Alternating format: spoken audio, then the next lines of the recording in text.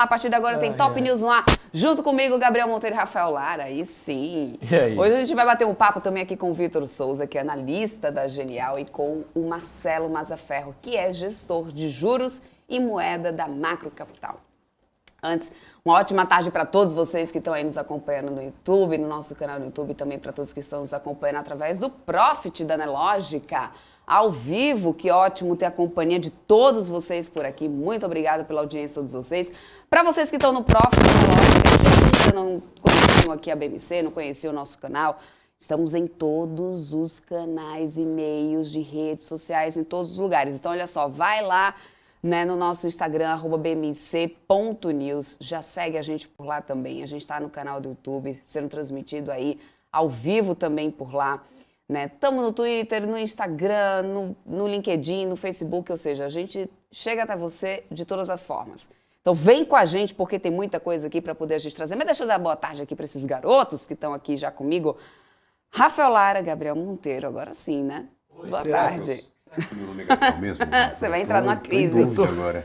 Você vai entrar numa crise de identidade qualquer dia desses. E a culpa vai ser minha, desculpa. Vai que minha mãe se confundiu, igual a Débora agora, pra falar meu nome lá na hora do registro, e aí eu nunca vou saber a verdade, na verdade. Ô Débora, sabe o que é engraçado? É que é o flashback, né? Fazia tempo que eu não dava uma crise de riso, né? Porque acompanha o Top News há muito tempo sabe que às vezes eu tenho crise de riso. Por quê? Porque eu sou um ser humano como qualquer outro, né? Você que tá aí de casa às vezes dá umas risadas com a gente, eu estou com você, entendeu? Eu também rio. E aí o que acontece é o seguinte: eu postei aquele vídeo no Story, no Instagram, Débora, e falei que era o clima do Top News, né? Que é o vídeo do menino lá no colégio, tentando fazer um discurso em inglês e os amigos dele fazendo ele rir e não conseguia falar nada. Então, era o mesmo clima. Então, hoje acontece o quê? A mesma coisa com esse cara maravilhoso que é o professor Alexandre Cabral. Adoro ele. Inclusive, queria mandar um beijo já para o RH aí, Nicole Matos, para me dar adicional de insalubridade esse mês. Porque assim eu vou ficar maluquinho ao vivo. Enfim. Débora. Gente, vamos dar uma boa tarde aqui. Para quem já está aqui no nosso chat, nos acompanhando no canal do YouTube, a gente ainda não tem como dar boa tarde a cada um de vocês, o Profit, mas sintam-se, né, todos cumprimentados por nós. Estamos aqui. Daqui a pouco eu vou compartilhar minha tela aqui do Profit Pro da Nelogica, e aí vocês conseguem aí, através, né, da plataforma de vocês, também acompanhar aqui a cotação junto comigo. Rui das Neves, obrigada pela sua companhia sempre. Está aqui com a gente todos os dias. Alan Mello, Flávio Neto, Peter Santana, Rubens Ribeiro, que também está por aqui, Nicolas Trader está deixando perguntas aqui, daqui a pouquinho a gente tenta responder essas suas dúvidas, tá? Nicolas, fica tranquilo, o Rafa já vai deixando ali essa carta na manga aí para a gente conversar com um dos nossos convidados aqui hoje. Flávio Neto, obrigada pela sua companhia. Ezequiel também está por aqui sempre acompanhando a gente. Muniz, gente, muito obrigada mesmo pela companhia de todos vocês. Mas vamos lá, deixa eu começar aqui esse fechamento do mercado trazendo uma atualização desse Ibovespa, que hoje começou o dia. Quando abriu? Assim que abriu a negociação, você olha, hoje vai ter um rumo, né, o negócio. Aí veio o dado da inflação lá nos Estados Unidos. E aí o negócio meio que desandou por aqui, deu um susto. Né? Todas as bolsas lá fora viraram para o negativo, realmente. Ibovespa meio que deu uma acompanhada ali. Mas aí, no início da tarde, começou a engatar realmente aí numa alta. Agora está batendo 1% de alta, 1,04%. Os blue chips aí estão, né, dando uma boa ampliada nesses ganhos. E aí, 113.594 pontos é como a gente tem esse Bovespa agora, que está subindo 1%. No dólar futuro, a gente tem queda, gente, olha só. A mínima do dólar hoje foi 5,19, olha isso. Furamos os 5,20 na mínima do dia, mas agora a gente está com o dólar cotado a 5,24, uma queda de 0,21%. Vamos ampliar aqui o monitor de mercado. Quem está aí pelo Profit na Nelogica, já ampliei e vem acompanhando comigo. Olha só, Ibovespa, Via, que está liderando altas agora aí. Grandes varejistas aparecendo aí. Teve os dados do varejo ontem, né? A gente tem aí, olha, Via sobe 6,44%. Magazine Luiza está subindo 4,7% nesse momento. Aí a gente também tem o setor de commodities. 3R Petróleo está subindo agora 3,26%. Prio 3 sobe 2,12%. PET 3 em alta também, PET 4, ou seja, todo o setor de petróleo em alta. A gente tem cotação positiva do petróleo desde o início do dia. Né? Além disso, siderurgia e mineração, que também teve cotação positiva hoje nos contratos futuros da Allianz, lá no porto de Qingdao, lá em Singapura. Né? Isso, claro, favorece bastante aqui a nossa bolsa, já que a gente tem uma fatia muito significativa aí do índice, né, justo das commodities. E aí, pro lado de cá, nas quedas, ó, tecnologia, Local Web está caindo 4,52%, Cash 3, 3,72%, TOTS também aqui nas quedas, ou seja, não mudou muito o cenário aqui das quedas de tecnologia, principalmente depois desses dados da inflação lá nos Estados Unidos, e aí acompanhando também a Bolsa Americana de Tecnologia, a gente está vendo esse setor no vermelho aqui hoje, tá? Fora isso, deixa eu só atualizar para vocês como que vê o mercado lá fora nesse momento, para poder a gente ficar por dentro. Olha só, o Dow Jones está caindo 1,22%, o S&P 500 está caindo 1,52%, Nasdaq cai agora 1,57%. No final das contas, essa coisa lá da inflação dando aí, trazendo uma tensão a mais em relação a esse reajuste aí dos juros, que seja, já começa já agora em março e que já seja um pouco mais, né, mais duro do que já estava sendo aguardado pelo mercado. Isso está trazendo as bolsas aí para baixo lá fora, lá nos Estados Unidos. E é isso, vamos começar aqui o nosso giro de notícias, né? Daqui a pouquinho a gente atualiza mais as bolsas aqui do Brasil e do mundo para vocês. Mas a gente começa agora o nosso giro falando de Alpargatas, que deve anunciar hoje à noite ainda um follow-on de mais de 2 bilhões de reais. Mais informações agora com Rafael Lara. Perfeito, Débora. Essa oferta subsequente de ações da Alpargatas pode movimentar entre 1,5 bi a 2,3 bilhões de reais, de acordo com o broadcast. A oferta deve ser precificada na próxima semana e os recursos serão usados para amortizar a aquisição de 49,9% da californiana Rothy's de dezembro de 2021. Entre os bancos que estão coordenando a oferta estão o Itaú BBA, o Santander, o Bank of America, né, o BOFA e JP Morgan. E até então, a Alpargatas não comentou oficialmente sobre essa decisão, Débora. Um recorte aqui só do setor de varejo para a gente dar uma olhada. A Alpa 3 é a menor queda, por enquanto, aqui do setor de varejo. Tá? A Alpa 4 está tentando zerar para o positivo, né, para virar aqui o sinal para o positivo, por enquanto nem está aparecendo aqui, inclusive. O Grupo Guararapes é que está liderando perdas agora aqui no setor, 1,96%. A gente tem Pets também caindo 0,81%. Vivara cai 0,24%, Homer 3 0,24% também. Grupo Soma também aqui nessas quedas de hoje. Quem vem liderando altas, olha só, Via, como eu mostrei para vocês ainda há pouco, né, no índice mesmo no Ibovespa, 6,19% para Via. Depois Magazine Luiza, SBFG3 também está subindo 2%, o grupo controlador da Centauri também vem revendedor oficial da Nike aqui no Brasil. A gente ainda tem Marisa subindo 2,21%, Arezzo 1,9%. A Light é a menor alta do setor, sobe agora 0,42%. Mudando agora de assunto, vamos falar da Suzano, gente, que está prevendo um investimento de mais de 13 bilhões de reais ainda esse ano. E quem vai explicar isso melhor para a gente é o Gabriel Monteiro. Perfeito, Débora. A Suzano confirmou isso hoje. O montante destinado aí para investimentos em bens de capital da companhia para 2022 será de 13 bilhões e 600 milhões de reais, que no ano passado aí o número foi de 6 bilhões e 300 milhões de reais, ou seja, um salto aí de mais de 100%. Em uma teleconferência com analistas, a empresa ressaltou que a maior parte do valor, cerca de 7 bilhões e 300 milhões, será utilizado para projetos no projeto Cerrado, me desculpe. Uma iniciativa que envolve a construção de uma nova fábrica de celulose no Mato Grosso do Sul. Lembrando que a papeleira divulgou o balanço no último trimestre de 2021, quando registrou um lucro líquido de 2 bilhões e 310 milhões de reais, ou seja, 61% abaixo do que foi reportado no mesmo período de 2020. Apesar disso, o resultado veio acima do esperado pela Refinitiv, que era de 1 bilhão e 600 milhões de reais, Débora. O setor, né, de papéis, a Suzano, que inclusive vem aparecendo nas quedas, aqui vem aprofundando quedas desde o período da manhã, é a maior queda do setor agora, está caindo 4%. Suzano, que lembrando, né, Suzano também fez reajuste no preço da tonelada da commodity. Quem está aqui nos acompanhando, que acompanhou a nossa programação já está por dentro disso, mas para quem ainda não está sabendo, já houve reajuste na tonelada da commodity nos pedidos a partir desse mês de fevereiro, tanto para a América do Norte, como também para a Ásia, os pedidos da Ásia e da Europa, né, de cerca de 40 até 50 dólares ali no preço da tonelada. E aí, a partir de março, vai ter um novo reajuste, né, na tonelada da celulose. No caso da Suzano, tá, gente? Klabin também está caindo 2,87%, Klabin 3 cai 2,73%, Dex com 1,65%, ou seja, as três companhias divulgaram o resultado, seguem aqui em queda. Honey 3 é que está zerando aqui os ganhos nesse momento. Vamos ver se vai virar aqui o sinal para negativo ou não. E vamos lá para as notícias internacionais agora, porque foi divulgado hoje, como eu falei mais cedo para vocês, o índice de preços ao consumidor dos Estados Unidos, a inflação de lá. A inflação americana que chegou a 7,5% em 12 meses, atingindo o maior patamar em 40 anos. A nossa correspondente internacional, Giovanna Locatelli, acompanhou tudo de perto e tem aí mais detalhes pra gente. Esses dados foram divulgados agora há pouco. A inflação dos Estados Unidos chega a 7,5% em 12 meses, segundo os dados do Departamento de Trabalho.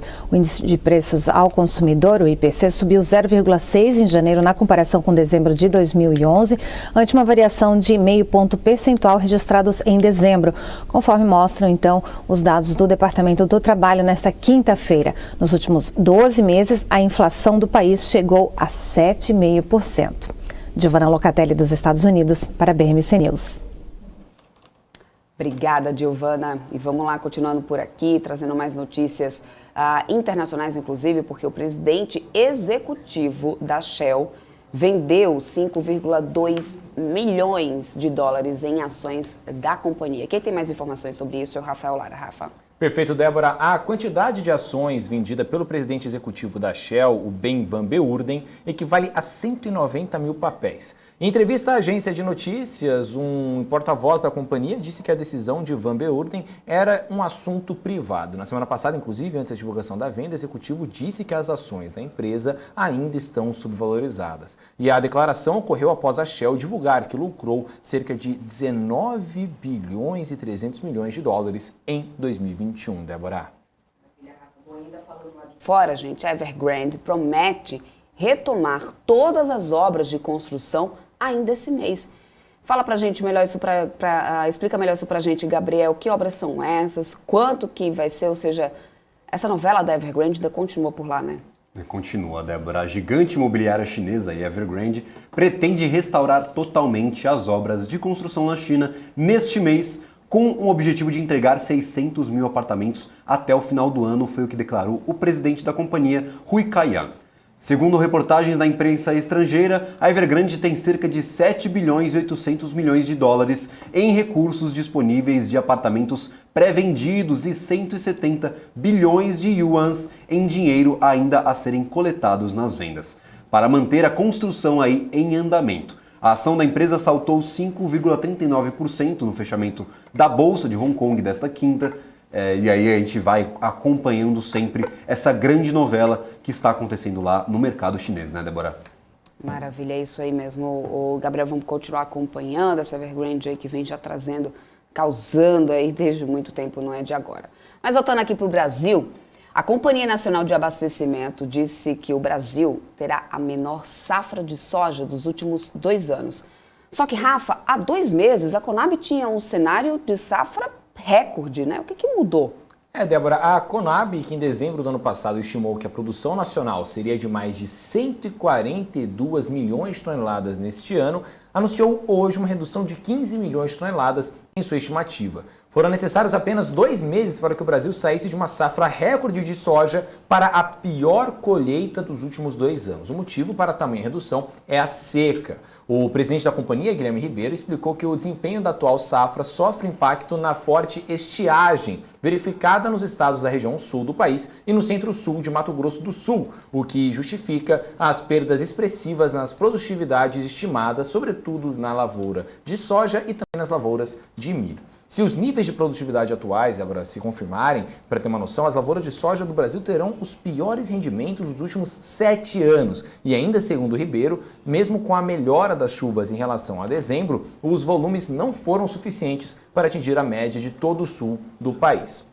No mês passado, Débora, a estatal já tinha cortado cerca de 2 milhões e 300 mil toneladas das estimativas e em 2 meses o Brasil perdeu mais de 17 milhões de toneladas de soja, o equivalente à produção dos estados de Goiás e Santa Catarina. E vale lembrar que na safra passada, Goiás foi o 4º maior produtor de soja do Brasil. E pelos números apresentados hoje, o Brasil deve colher 125,4 milhões de toneladas de soja. O volume representa uma queda de 10,7% em relação à estimativa de janeiro e de 8,6% em comparação à produção do ano passado, Débora.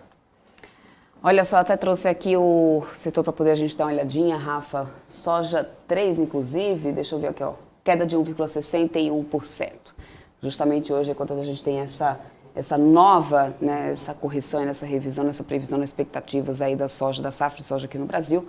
Tá aqui, ó, soja 3 cai 1,61%, aí tem outros papéis aqui do setor agro, né, inclusive, Mas aí, falando de soja, por exemplo, tá aí na mão, uma queda por enquanto. Mudando um pouquinho de assunto, a CVM deve acabar, gente, com a exclusividade de agente autônomo nos próximos 30 dias. Mais informações agora com Gabriel Monteiro. Perfeito, Débora. A CVM deve publicar nos próximos 30 dias uma nova instrução normativa para acabar com a exclusividade dos agentes autônomos de investimentos e a exigência da adoção de sociedade simples. Foi o que informou o deputado Neucimar Fraga, relator da medida provisória que muda as taxas de fiscalização do setor à imprensa. Fraga participou hoje de uma reunião com representantes do Ministério da Economia e da CVM para tratar deste projeto. Ele iria propor esses dois pontos em seu parecer, mas recebeu uma promessa dos diretores da CVM de que a instrução normativa sairá em 30 dias com as novas regras. Por isso, explicou que foi feito um acordo para votar o parecer na próxima semana, Débora. Maravilha. Vamos dar mais um oi aqui para o pessoal atualizar também o mercado, Rafa? Vamos ver como é que tá aqui. Essa bolsa aqui no Brasil, estou com o setor agro aqui, vou trazer primeiro aqui o varejo, que a gente está vendo o varejo aí liderando essas altas aqui do dia, com a Via subindo 6,44%, depois Magazine Luiza 4,10%.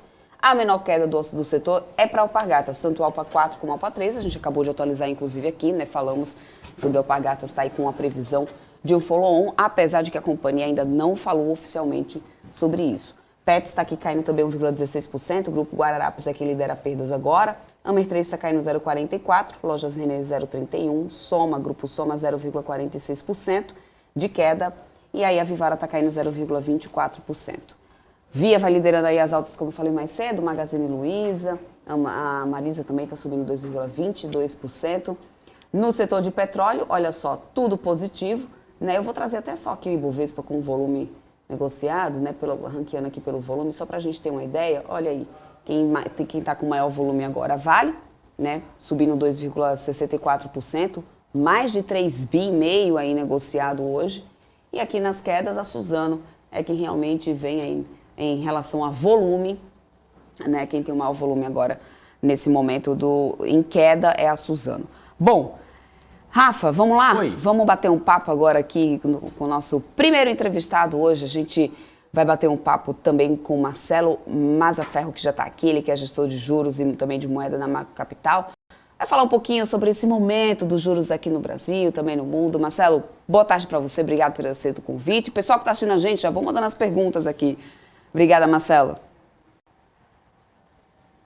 Boa tarde, é um prazer estar aqui com vocês e poder discutir um pouco de juros no Brasil e como está a nossa situação aqui doméstica. É isso aí. Então vamos lá, já começar começando pelo Brasil, claro, né? Como que você está vendo aí esse momento dos juros aqui no Brasil? A gente acabou de voltar, estamos aí, né, com a previsão, inclusive, aliás, muitas casas já estão revendo aí as expectativas para juros acima dos 12%, inclusive, quando se encerrar o ciclo aí, né, de reajustes aí da Selic. Eu queria entender como que é o teu ponto de vista em relação a isso, se você acredita que está na medida certa ou se aí já está passando um pouquinho, já está pesando um pouco aí na dose, se é necessário realmente tudo isso. Como que você está avaliando esse momento dos juros aqui no Brasil? Então, o que tem acontecido é que os economistas, de forma geral, tinham os juros já projetados para esse nível por volta dos 11,75%, 12%. O que ocorreu e o que tem ocorrido é que no mundo a gente está vendo um movimento que a semana passada o Banco Central da Europa teve um tom bem o que a gente chama de hawkish, né, um tom muito duro em relação à inflação que a gente tem visto lá, está em níveis altos. E o Fed, que é o Banco Central americano, também tem sido mais duro com relação à inflação americana. Então, o que a gente está vendo os dois maiores agentes, dois maiores participantes do mundo, sendo muito mais duro do que tinha na projeção dos economistas e tinha nos preços de mercado nas últimas 2 semanas. Isso não necessariamente requer que o Brasil seja mais duro. O que acontece é que o Banco Central nosso tem sido duro também com a nossa inflação e nas últimas semanas a gente teve o Copom na semana passada, e dessa forma a minuta do Copom já foi dura, mas a ata que veio nessa terça-feira foi mais dura ainda. Então, diante do que o Banco Central escreveu na ata, dá para interpretar que os 12% seriam um nível de taxa razoável, porém não totalmente suficiente. Então, o que houve foi os economistas refizeram alguns cálculos e aí uma série de bancos e uma série de agentes do mercado têm recolocado esses juros perto do 12,25 ou perto do 12,5. Então, esse nível de juros é, em teoria, suficiente para apaziguar a inflação nossa, que no 12 meses aí a gente está vendo perto de 10,5%, 10,40% ao ano, né? E nesse nível,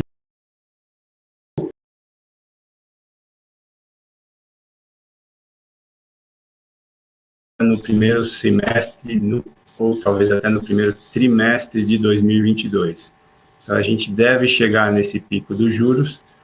No próprio comunicado do Banco Central, ele falava que o Focus, que é uma pesquisa que o próprio Banco Central faz com os agentes de mercado, a gente chega em 12 e termina o ano em 11,75. É difícil realmente dizer como a gente vai terminar o ano, mas um pouco maior que 12 depois dessa última revisão e depois desse último Copom. Ou seja, aí eu imagino que alguma coisa entre 12,25 e 12,50 seja o que o mercado seja o mais provável e o que o mercado precifica agora como o mais provável. Inclusive, o pessoal aqui de casa já está mandando bastante pergunta. Bom, inclusive, aqui o Marcelo, já para você ficar sabendo das regras da casa, eu faço todas as perguntas que estão no chat aqui, contanto que não seja nenhuma baixaria, e aí você fala se você pode falar do assunto ou não, para a gente bater um papo mesmo, para ser bem descontraído, até porque são 4h30 da tarde, então o mercado já está estressado, mas hoje já está um otimismo pelo menos, né? Então a gente já vai bater nesse papo. E o Nicolas Trader está mandando aqui para a gente, perguntando sobre o que a gente acha que vai acontecer com os BDRs, com o Banco Inter virando corretora americana e brasileira em um só home broker. Se a gente acha que os BDRs serão desovados ou negociar ações diretamente. Você acompanha esse assunto? Só para a gente dar uma resposta aqui para o grande Nicolas, aqui, que já tinha mandado essa pergunta. Se não fizesse, ele ia me pegar na porrada aqui fora do estúdio, tranquilamente, ia vir aqui me buscar na Faria Lima, enfim. Não, então você vai me desculpar, mas eu acompanho o equity, sim, mas eu acompanho o equity de forma genérica, só como impacto no mercado de renda fixa doméstico e de moedas domésticas. Então, eu foco muito no mercado de renda fixa e moeda doméstica e acompanho, lógico, os outros mercados, porque não tem como a gente desconsiderar todos os mercados, são todos integrados hoje em dia, né? Mas especificamente em relação ao BDR do Banco Inter, eu não consigo te dar uma opinião boa. Se eu der, vai ser um chute e não vale a pena a gente discutir aqui. Excelente, excelente. Agora o Jefferson Ribeiro veio com outra pergunta aqui pra gente. Como é que fica a dívida brasileira com a Selic nesse patamar? Não vi ninguém falando sobre isso. Você tem alguma opinião sobre essa dívida brasileira com a Selic, Marcelo? Ah, sim. Na verdade, esse patamar na dívida é, a princípio, muito ruim para a dívida brasileira, né? Uma parte da dívida brasileira, por volta de 1/3, até chegando um pouco mais que isso da dívida brasileira, é em percentual do Selic, ou seja, na medida que o Selic sobe, a nossa dívida aumenta. Então, ter a taxa de juros aumentada é muito ruim para a dívida no Brasil. Entretanto, o que a gente vê nas projeções dos economistas é que isso não é, pelo menos por enquanto, uma situação contingencial ou uma situação de emergência. Então, o que a gente vê é realmente a dívida vai ter um aumento, o custo da dívida vai ter um aumento em função disso, e o aumento é razoável em função da gente ter uma parte razoável da dívida indexada ao Selic, né? Então, mas isso não é um fato ainda que vai gerar uma preocupação grande no mercado, eu acho que nesse momento. Mas, de fato, isso vai piorar a nossa situação E se a gente conseguir manter esse juro alto do jeito que a gente está chegando agora, por um período curto de tempo, eu acho que isso não se propaga para os preços de mercado, ou seja, a gente vai ter uma situação controlável e administrável. Agora, na medida que a gente não consegue diminuir esse nível de taxa de juros, que a gente vai chegar, eu acredito, ainda dentro desse trimestre, que é perto do 12,25 ou do 12,5, aí sim ele começa a fazer muita diferença e daí sim ele começa a se propagar para os preços de maneira geral de toda a economia, inclusive na moeda, né, e nas outras e bolsas e tudo. Perfeito. Agora... tem uma pergunta aqui do aprendiz também, né, Rafa? Ele fala assim, ó, pergunta para o entrevistado se o governo não deveria trabalhar também na política cambial, fazer o dólar ficar a 4,50, assim, isso combate a inflação sem ter que usar só a taxa de juros. Então, a política cambial, na verdade, nos países emergentes, que é o nosso caso, né, é geralmente uma política que os governos tendem a não interferir na moeda. Geralmente, como os países emergentes têm desequilíbrios econômicos um pouco mais agudos do que os países desenvolvidos, então a política cambial ela tem um papel meio de colchão, ela tem um papel meio de alertar para o país e de criar alguns diferenças entre os preços relativos para voltar a equilibrar a situação econômica do país. É lógico que movimentos agudos e movimentos muito abruptos dificultam e prejudicam a economia formal do país. Então, é lógico que o Banco Central e o governo têm a intenção e devem, e esse Banco Central tem feito isso, de amenizar esses movimentos abruptos. Então, o Banco Central tem entrado no mercado e tem fornecido moeda ou, eventualmente, comprado moeda em tempos mais longínquos, quando esses movimentos das moedas, principalmente do BRL, né, no caso, da nossa moeda, é muito agudo para um lado ou para o outro.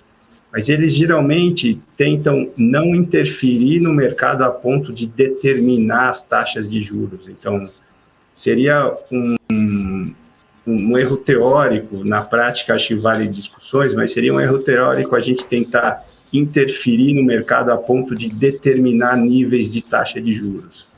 Isso não é comum em países emergentes e isso pode gerar desequilíbrios muito maiores do que, eventualmente, tentar só amenizar a flutuação dessas taxas.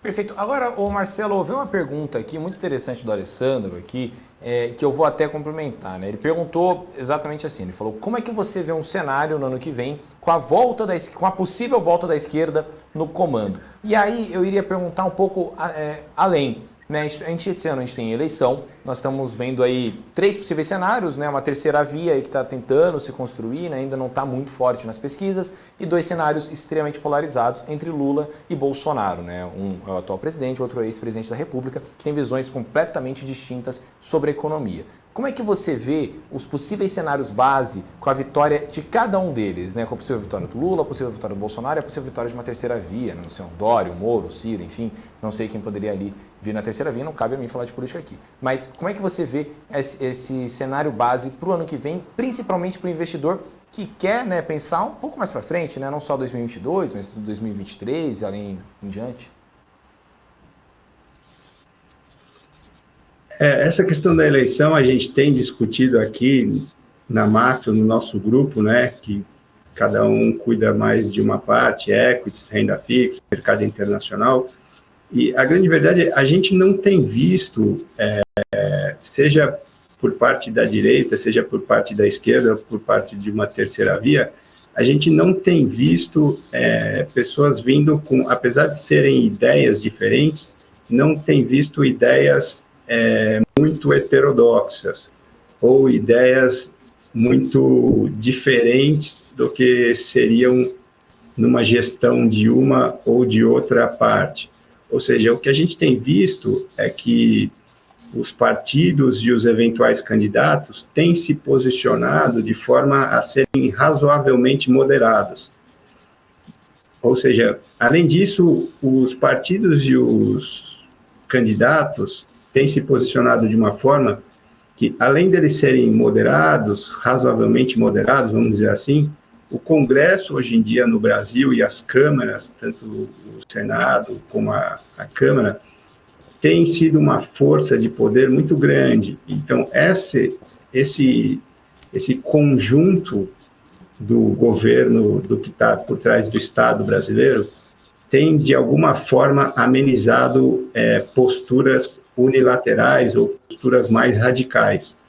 O que permite, eu acho que dessa vez a gente tenha uma eleição um pouco mais tranquila, um pouco menos com altos e baixos muito agudos, né? Porque parece que qualquer das três vias, seja a ala mais de direita, a ala mais de esquerda, ou a terceira via, que provavelmente vai buscar realmente posições moderadas e posições mais de centro e mais ortodoxas, elas não teriam muito espaço para ser muito radicais em nenhuma das propostas que elas teriam que apresentar.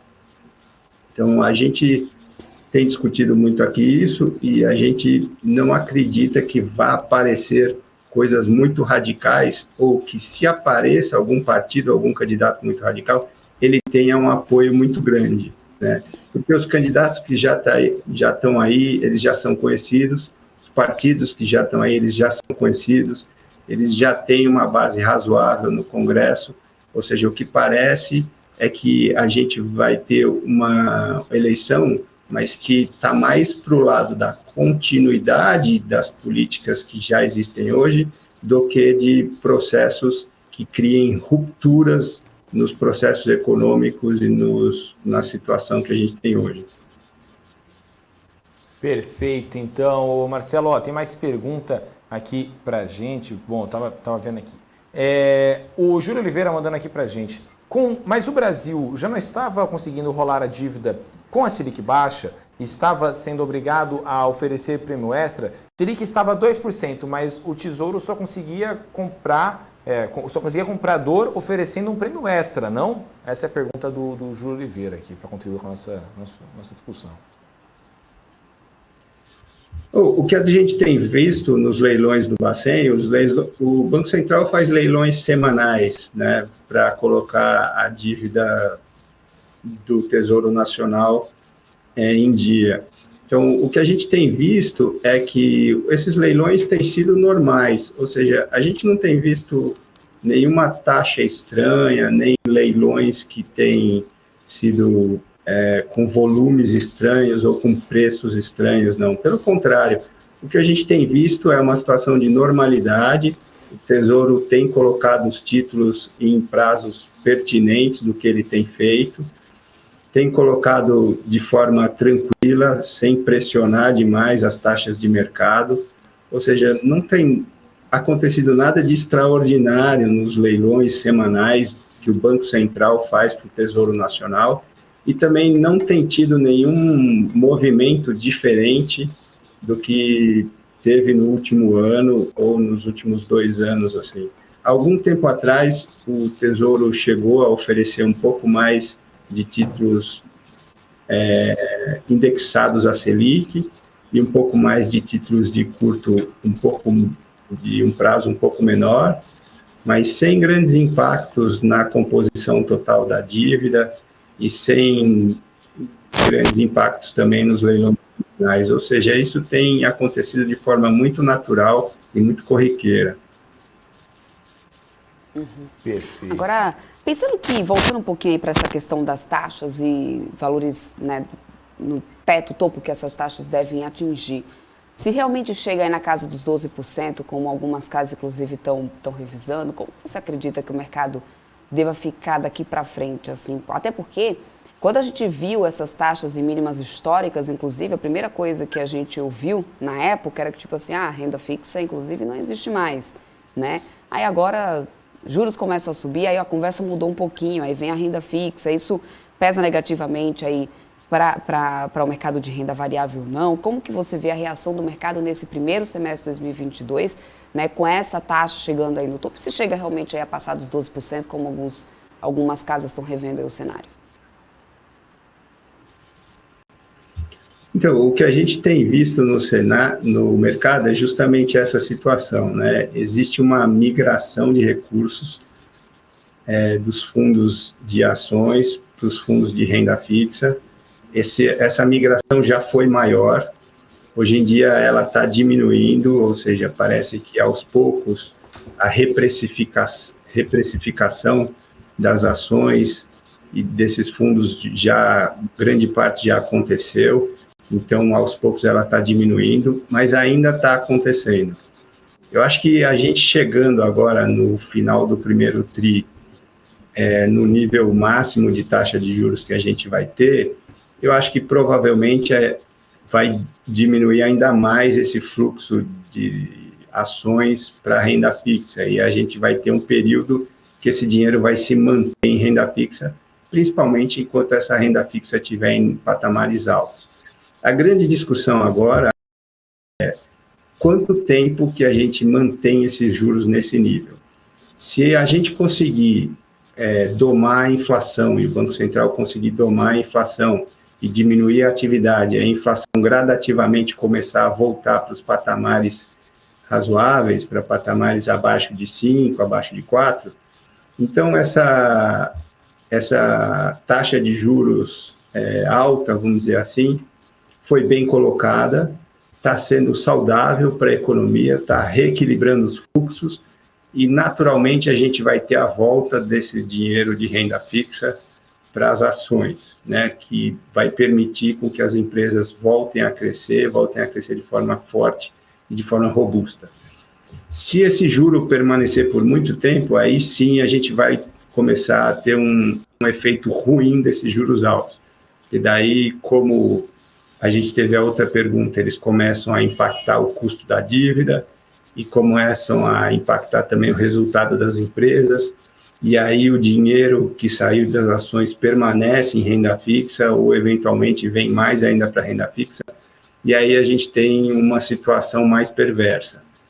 Então, tudo vai depender de quanto tempo a gente consegue manter esses juros num patamar alto. Por enquanto, as perspectivas e o que está precificado no mercado são bem razoáveis, porque a própria pesquisa do Banco Central, que é a Focus, esses juros já começa a cair até o final do ano de 2022 e cai ao longo do ano de 2023. E na própria precificação implícita nas taxas de juros futuros do mercado, também já existe uma queda em 2023 desses juros. Ou seja, o mercado já entende que, de forma saudável, a economia vai se recuperar e vai se reequilibrar. Então, por enquanto, o que está precificado é uma situação saudável. Mas não necessariamente isso vai acontecer, não é porque está precificado nos mercados. O que a gente vai ter é que observar os dados, observar a atividade, porque geralmente a queda na atividade vem primeiro, depois a gente vai ver a queda na inflação, e aí, por último, a gente vai ver o corte de juros, se isso acontecer. Então, esse é provavelmente o que acontece num cenário saudável. Qual é o grande risco que a gente tem nessa situação? Acho que os maiores riscos que a gente tem nessa situação são os mercados de commodities, que eles podem ir para os dois lados, ou seja, hoje em dia, um dos fatores que impacta muito a nossa inflação, que é comum em mercados emergentes, são as commodities, ou seja, quando elas sobem, a inflação dos países emergentes começa a subir. Outro fator importante é a nossa moeda, ou seja, se a gente tiver depreciação da moeda, isso também vai impactar a nossa inflação. E outro fator importante que agora começou a aparecer nas últimas 2 semanas é o quão duro e o quão permanente vão ser as inflações dos mercados desenvolvidos, principalmente na Europa e nos Estados Unidos. Então, todos esses fatores vão influenciar lá na frente para a gente ver se a nossa situação vai poder ser realmente saudável, a gente diminuir essa taxa de juros e ter a volta dos fluxos. Por enquanto, esses fluxos vão realmente migrar das ações para a renda fixa, porque realmente a renda fixa está ficando muito atraente e as ações estão ficando menos atraentes em função do risco-retorno que elas estão oferecendo. Mas eu acredito que a gente já está começando a chegar perto do final desse ciclo, dessa migração, mas não perto da volta dele. Eu acho que a volta dele só acontece quando a gente tiver a volta dos juros. Perfeito, então. Marcelo, tem muita pergunta aqui. É que a gente citou agora há pouco sobre política. E por mais que eu peça todo dia para o pessoal aqui do chat não falar sobre política, não brigar sobre política, que a gente consegue criar uma bolha bonitinha aqui no nosso chat para falar de mercado, o pessoal começa a falar de política. Não tem jeito, é 2022, ano de política, então é isso aí. Agora eu queria te perguntar um pouco, como é que quando a gente, na verdade, deve começar a discorrer, né, sobre as perspectivas de queda nessas taxas de juros que a gente tem visto. Né? A gente está vendo aí altas atrás de altas e perspectivas de altas a todo momento, só que tem algum momento a gente tem que achar o ponto morto para frear tudo, né? Que só vai regulando, mas pô, o negócio só está subindo. Então, quando é que a gente tem que ter essa cabeça aí para conseguir né, parar um pouco essas taxas e começar a pensar em queda na taxa de juros aí para conseguir equilibrar a balança e achar o famoso ponto morto aí da economia? Então, eu acho que os grandes drivers dessa nossa discussão da nossa inflação vem primeiro lá de fora, com a inflação e com o quão duro os bancos centrais da Europa e dos Estados Unidos vão ser com a inflação deles e o quão permanente vai ser a inflação deles. Eu acho que isso a gente vai começar a ver provavelmente no segundo tri desse ano, ou mais para o fim do segundo tri desse ano, ou eventualmente até no terceiro tri desse ano. E aqui dentro, eu acho que a gente vai chegar no pico da nossa taxa também por volta do final do primeiro tri ou segundo tri desse ano, e daí sim a gente vai começar a ver eventualmente uma atividade mais fraca aqui dentro do país, e daí sim a gente vai conseguir visualizar também um arrefecimento da inflação. Então, em que momento? O momento, eu acho que os momentos críticos serão entre o segundo e o terceiro tri, ou seja, na virada do semestre, porque daí vai estar mais claro, eu acho, e mais palpável, como que as grandes economias, principalmente os Estados Unidos e a Europa, vão lidar com a inflação deles.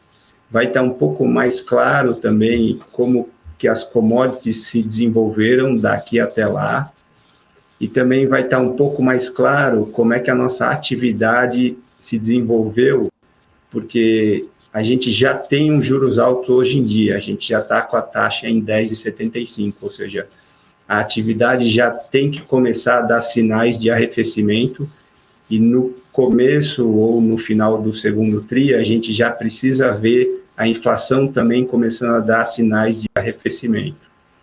Então, eu acho que no final desse nosso primeiro trimestre ou no começo do segundo, eu acho que vão ser esses sinais de quando e como que a gente vai poder discutir diminuir taxa de juro ou não. Perfeito, Marcelo. Tem muita gente aqui ainda, nosso chat aqui adorando. Mandaram aqui até em caps lock. Pergunta, Rafael. Então, vou perguntar aqui para ficar tranquilo. Sobre os juros norte-americanos. Considerando a inflação lá de 7%, não seria inútil essa preocupação de 5, 6 aumentos do Fed em 0,25 ou 0,5, já que o juro real continuará gigante?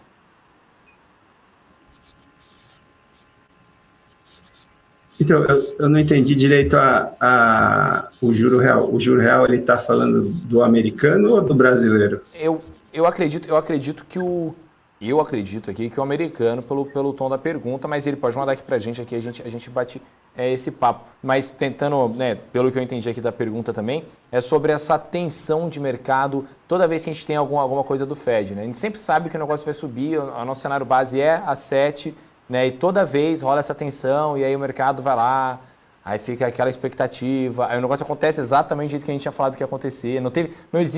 Existiu só um boato do negócio que não era nem boato. né? Porque já era uma perspectiva, né? Já é o cenário base. Então você acha que existe aí um burburinho só meio que inútil, no fim das contas? Não. Acho que não é um burburinho inútil. Acho que a gente realmente tem um risco do juro americano subir e, por enquanto, ele está em patamares baixos ainda. A gente vai ver ele subindo, mas para patamares não muito altos, por enquanto. Então, esses patamares, eles não são, vamos dizer assim, tão prejudiciais para os mercados emergentes, por enquanto. Se a gente ficar com os juros americanos entre 1% ou 2%, acho que esses patamares não são tão impactantes ainda nos mercados emergentes. Na medida que esse juro americano, ou mesmo o europeu, que tem os níveis mais baixos do que os juros americanos, começarem a passar para patamares acima do que entre 1% e 2%, se a gente estiver falando do nível de 3 ou 4, ou seja, que leva o juro americano para a seara do juro real positivo, porque os juros americanos ainda hoje estão em patamares negativos. Então, se a gente começa a falar de juros reais americanos em patamares positivos, aí realmente a gente pode ver diminuição de fluxo de capitais para mercados emergentes e volta de fluxo de capitais para mercados desenvolvidos até. Então, quando o juro real americano começa a entrar em patamares positivos, aí a gente tem uma situação mais preocupante para os mercados emergentes, que é o nosso caso do Brasil. Então, a gente precisa prestar atenção e esses movimentos do Fed têm sido cada vez mais nessa direção, apesar de ainda não estarem precificados esses níveis de 3 e 4. A gente está falando de níveis entre 1% e 2% de juro americano, ou seja, o que levaria o juro real americano para marginalmente positivo, o que ainda não é totalmente preocupante para o lado dos emerging markets, dos mercados emergentes, mas já é para ficar com uma atenção redobrada nessa situação. Perfeito. Então, Marcelo, Debs, vamos de agora, saideira? Vamos lá, uma saideira só para poder a gente já ficar de olho aí, inclusive quando a gente começar a diminuir realmente os juros aqui. Eu queria entender contigo quais os indicadores, né, que devem ser observados para que comece a diminuir esses juros aqui no país, assim, na atividade da inflação mesmo. O que você indicaria para a gente ficar de olho para realmente ter um sinal? Olha, agora sim a gente pode ter, né, uma expectativa de que os juros podem começar a diminuir. Principalmente em relação aos números, né, só complementando, de atividade mesmo, né, porque eu acho que é uma questão até mesmo de interpretação desses dados, né, toda vez que saem esses dados, pouca gente entende de fato o que está realmente importando, né, como é que isso vai na balança do Bacen. Então, como é que você acredita que o Bacen está esperando também, né, porque é uma questão, né, Debs, que a gente vê muito de postura dos bancos centrais. O Jerome Powell no Federal Reserve fala muito sobre a questão da cadeia de trabalho e também da cadeia de suprimentos, né, de oferta e demanda para decidir a tomada de decisão. Então, qual que você acha que é o mindset no Banco Central para conseguir avaliar essas taxas? É na atividade, é no medidor de inflação, é nos dois, é em outra coisa, enfim? Então, é difícil restringir a um ou outro fator isoladamente, porque em função dos ciclos econômicos, esses fatores mudam. Então, é muito difícil você dizer exatamente qual que é um ou outro fator. De forma geral, o que acontece é que a gente vai vendo a atividade arrefecendo, e aí, quando eu digo atividade, a gente vai vendo menos contratações de emprego, a gente vai vendo pesquisas mensais de comércio e pesquisas mensais de serviço vindo um pouco abaixo do projetado, a gente vai vendo esse arrefecimento na atividade, né? A gente vai vendo consumo e projeções de consumo diminuindo, então a gente vai vendo toda essa gama de informações que vem da atividade sendo arrefecendo, né? Ou seja, vindo de forma menos robusta. Nessa hora, o que precisa acontecer é justamente a gente ver esse reflexo na inflação, ou seja, a gente precisa começar a ver os índices de inflação, o IPCA 15 e depois o IPCA fechado do mês, vindo ou, vamos dizer, em linha com as projeções ou um pouco abaixo das projeções, né? Então, ou pelo menos abaixo dos índices que foram divulgados anteriormente. A gente perceber que realmente existe um declínio tanto da atividade e, posteriormente, um declínio consequente da inflação. Na hora que a gente vê esses dois declínios conjuntamente, aí sim a gente pode começar a entender que a gente pode começar a debater em que momento a gente pode diminuir as taxas de juros.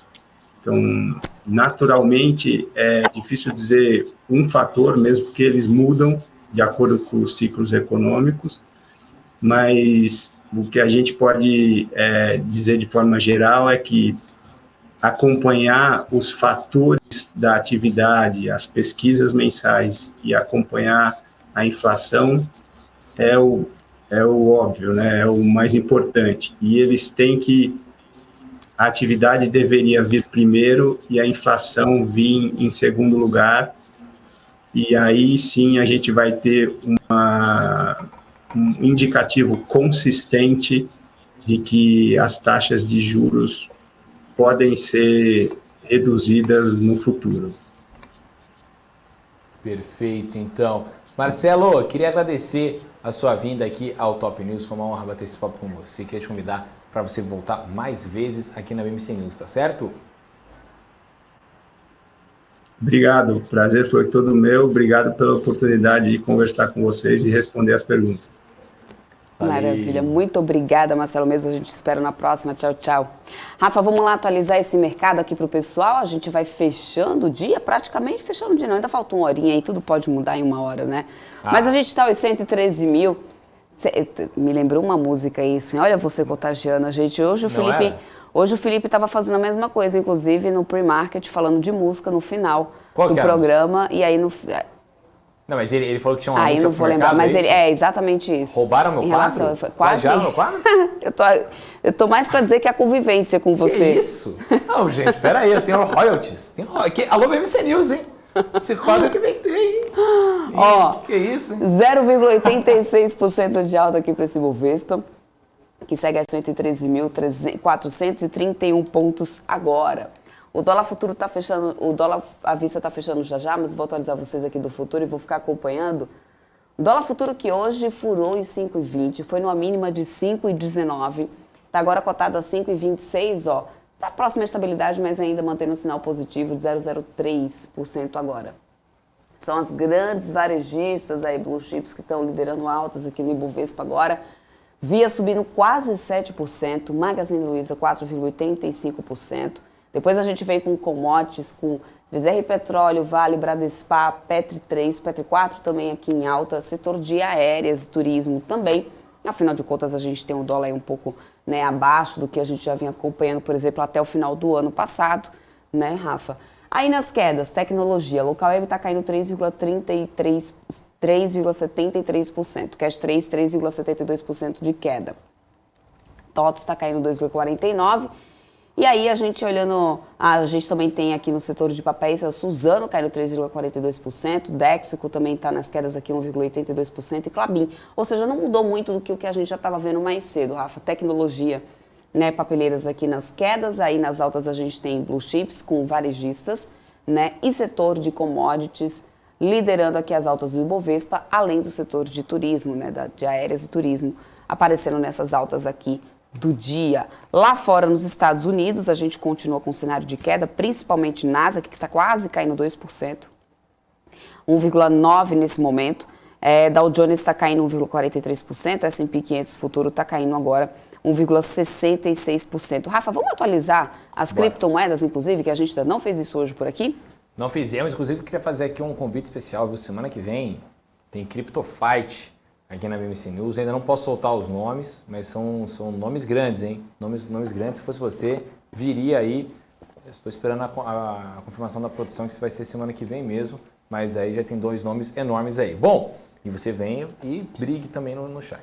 Brincadeira, briga, debate. Bom, o Bitcoin está subindo 0,05%, Débora, aos 44.559 dólares. O Ethereum caindo 3,7% nesse momento, aos 3.130 dólares. E também a Binance Coin caindo 1,1% aos 421 dólares. Já a Ripple, que vinha numa alta de acho que quase uma semana de alta seguida, está caindo hoje quase 5%, 4,7% aos 85 centavos de dólar. E Solana, por sua vez, caindo 5,31% aos 109 dólares e 7 centavos. Esse é o cenário no momento das criptomoedas, tudo meio lateralizado, né? As quedas, a variação pouco importa, o que importa é a faixa de preço aí variando pouquissimamente aí para todas as criptos, Débora. Isso aí, viu, Rafa? A gente vai acompanhando aqui esse mercado, esse finalzinho aqui do mercado, de como que vai ficando aqui esse Bovespa nesse mais um dia. E hoje, inclusive, tem fala daqui a pouquinho, o ministro da Economia, Paulo Guedes, vai participar de um evento onde deve falar sobre o FIES, né? Daqui a pouquinho, estava já previsto na agenda do ministro, né, da Economia. A gente vai ficar de olho por aqui, se ele vai trazer alguma novidade, né? Além de, claro, dessa questão da redução do FIES, que também já está sendo estudado pelo governo federal. E a gente vai trazer isso aqui para vocês. Vamos olhar outros setores por aqui, viu, Rafa? Porque hoje tem outros setores aqui também liderando, aparecendo nas altas, né? Frigoríficos é um deles. A gente tinha mostrado, né, que no setor de frigoríficos a gente tinha alguns papéis que às vezes estavam vindo ali na contramão. O BRF estava sendo um desses papéis. Hoje a gente tem Marfrig liderando altas aqui no setor de frigoríficos, 2,24%. BIF3 Minerva está subindo 1,91%. E BRF está subindo 1,11%. JBS, que virou agora o sinal. Hoje pela manhã estava todo o setor em alta, mas JBS virou o sinal aqui nesse final de dia para uma queda de 0,26%. Apesar da gente ter, inclusive, viu, Rafa, o dólar em baixa, porque no final das contas a gente sabe que o dólar mais baixo acaba não sendo muito positivo para companhias que dependem um pouco mais das exportações. No setor de tecnologia, olha isso, vamos lá, quedas, né? É o setor de tecnologia que está, inclusive, liderando as perdas aqui do Ibovespa. Então, no setor, a gente tem o Ajoei, né, liderando as perdas, 4,46% de queda. Depois, Cash 3 e Local Web. Né, a gente também tem o STWIN caindo 1,53%. A TOTOS cai 2,56%. Sinqia está caindo 0,62%. Traders Clubs também caindo. Neogrid é que vem liderando altas. Temos algumas altas no setor. Neogrid sobe 4,24%. A gente tem também Padtech subindo 2,04%. Bemob é a menor alta do setor, positivo 3, POSI 3 sobe 1,24%. No setor de construção civil, vamos só dar uma olhadinha aqui no setor de construção, que está aqui maioria em queda, mas plano e plano, segue aqui caindo 3,16%. Aliás, eu até estava vendo uma reportagem na Bloomberg, viu, Rafa? Sobre o interesse de novos milionários aí, né, que são aqueles grandes investidores empresários de startups que estão aí cada vez mais interessados em imóveis de luxo para aluguel. Esse público tem crescido bastante, inclusive muito mais até do que os grandes milionários de tradicionais empresas e companhias. Esses jovens de startups estão aí cada vez mais procurando melhorar a qualidade de vida, né, alugando casas de luxo, né, cada vez mais caras. Inclusive, esse é uma matéria que estava na Bloomberg, que eu estava dando uma olhadinha aqui hoje pela manhã, inclusive. Pois é. Exetec aí, olha só, caindo 2,02%, Mitre 2,32%, a gente tem a ZEV 4 caindo 1,22%. Nas altas, Cury está subindo 1,34% no setor, a ZEV 3 sobe 0,81%, Melnick também está subindo 0,49%, Lavi 0,36% de alta nesse momento. Plano e Plano é quem está liderando perdas aqui no setor de construção, 3,36% nesse momento. No setor de siderurgia de mineração, eu falei para vocês já mais cedo que a gente já tinha, né, altas do setor por causa da cotação positiva. E aqui no setor de saúde, Rafa, a gente tinha visto os papéis de Apivida Intermédica aí aparecendo nas altas, liderando, aliás, perdas, inclusive, depois que foram divulgadas as sinergias que seriam geradas aí pelas companhias após a conclusão da fusão dessas empresas. Essas sinergias ficaram um pouco abaixo das estimativas, aí, das expectativas do mercado, e isso acabou, né, fazendo com que o papel perdesse um pouquinho ali, os papéis das duas companhias. Mas hoje a gente está vendo aqui os dois em alta. Intermédica está subindo 1,13%, a Apivida está subindo mais de 1%. A gente tem o Co3 liderando as altas aqui no setor, 2,98%. Qualicorp também sobe 1,82%. Né? A Aliar está subindo 1,67%. Quem está liderando aqui as perdas é Hermes Pardini, que está caindo 1,99%. DASA cai também mais de 1%. Fleury está caindo 1,47%. Cora Saúde cai 0,51%. O Doutorprev também, ou seja, está bem dividido aqui o setor de saúde. Nesse dia que a gente tem o Ibovespa ainda em alta, hein, Rafa? Ibov sobe 0,86% agora. 0,86%, mas lá nos Estados Unidos, lá no The Wall Street Journal, sabe qual é o maior destaque do dia lá? Hoje está fácil de adivinhar. Hoje é a questão inflação. Da inflação nos Estados Unidos, que acelerou para a máxima dos últimos 40 anos. 40 anos aí, né? Eu não estava nem um pouco perto de ter nascido. Então aí, né, a inflação nos Estados Unidos acelerou no mês passado para uma taxa anual de 7,5%, com os preços de automóveis, móveis e eletrodomésticos, bem como de outros bens de longa duração, continuando a impulsionar grande parte do aumento inflacionário. Então aí, né, disparando a inflação nos Estados Unidos. Né? Além disso, temos outras questões lá.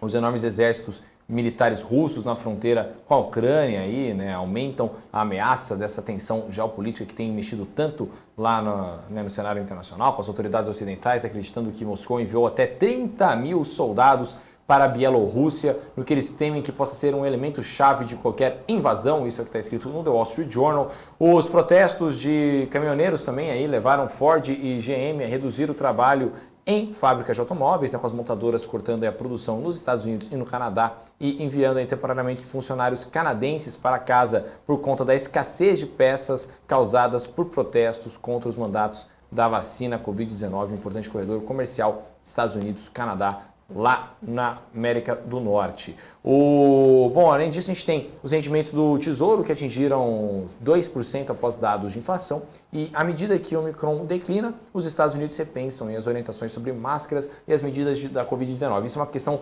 inclusive, Débora, que é muito interessante da gente até mesmo discutir com analistas internacionais, porque a gente tem visto essa medida de alguns países, né, na Europa, principalmente, de discussão se a pandemia não atingiu se a Covid-19, na realidade, não atingiu o status de endemia, né, que é quando a doença meio que vai conviver com a gente, né? Então o vírus vai estar aí, a gente tem já métodos eficazes, né, de conseguir tratar. Então você tem a vacina, né, que é para prevenção, e você tem o remédio lá da Pfizer, que fica o primeiro remédio comprovadamente eficaz contra a Covid-19, né, e você tem os autotestes que conseguem ali, né, conter. Então a gente tem visto aí os números de mortes caindo, né, depois da vacinação aí, né, principalmente com as doses de reforço aí, né, existe toda essa discussão também sobre, né, o número de anticorpos com a dose de reforço, quantas doses tem que ser, mas vemos aí países lá fora já discutindo se já não estamos no estado de endemia, no que a gente consegue controlar o vírus aí, poder viver, e aí com isso não seria mais obrigatório o uso de máscara, né? Se teria aí uma flexibilização total das medidas de pandemia, porque não seria mais uma pandemia, seria uma endemia, e aí como se a Covid-19 realmente virasse uma gripe de fato, né, Débora? Isso, e é muito importante isso, né, Rafa? Vamos ficar acompanhando isso de perto. Olha só, Rafa, deixa eu te fazer uma pergunta. Quando você vai fazer alguma compra de ações de uma companhia que você acredita muito que vai entregar bons resultados, assim, a médio prazo, em média quanto? Você já está com esse dinheirinho aqui, eu vou investir? Não, peraí, como é que é a pergunta? Eu não entendi, calma aí. Vem comigo. Se você tivesse um dinheiro hoje para investir, você acha que você investiria quanto em empresa que você acredita que pode ser que no final do segundo semestre entregue bons resultados? Quanto você investiria nessa empresa? Se eu tivesse, sei lá, uns 10 mil para investir numa caixinha, quanto eu colocaria dessa caixinha numa empresa que vai dar bom resultado no segundo semestre? Depende qual setor. Resseguradora. Colocaria R$1.000. Nem isso. Mas o senhor Luiz Barsi comprou mais de 1,5 milhão. Mas é que a caixinha dele é de quanto? Você tá entendendo, Débora? A caixinha do Barsi é de quanto, entendeu? Investidor Luiz Barsi revelou em uma entrevista que comprou mais de 1,5 milhão de ações da IRB na última sexta-feira. Inclusive, a IRB, que está agora, até abri aqui o setor para dar uma olhada, a IRB está subindo hoje 0,32%. Mas quando o Barsi comprou, o papel estava caindo, estava cotado a 2,82, ou seja, contabilizando que ele comprou mais de 1 milhão de ações, ele deve ter desembolsado aí na casa dos 4,5 milhões de reais nessa operação. E aí o bilionário reforçou que acredita que a resseguradora vai começar a entregar resultados positivos a partir de setembro. o que para ele faz sentido para compras de médio e longo prazo. E aí a gente tem aqui IB, que segue nesse momento subindo 0,32%, maior alta do setor agora, a IB está cotada agora 3,13%, né? No ano acumula uma queda de 22,14%, na semana está acumulando 3,64% de alta. E essa foi, né, a desembolsada aí do Luiz Bassi no dia 4, na última sexta-feira, Rafa. Bom, na caixinha do Barsi, é que, como diria inclusive a própria Luiz Barsi, né, vamos ter esse papo sobre investimento aqui, né, porque a gente pouco fala sobre estratégia de investimento aqui, né, sobre qual que é a lógica. Mas é que eu concordo muito com a própria Luiz Barsi, que ela fala que quando o mercado está chato, é quando você está investindo certo. Então, poxa, mas eu vi essa entrevista dela, inclusive, esses dias. Não, mas é previsível que tal empresa vai pagar dividendos tal dia? Sim.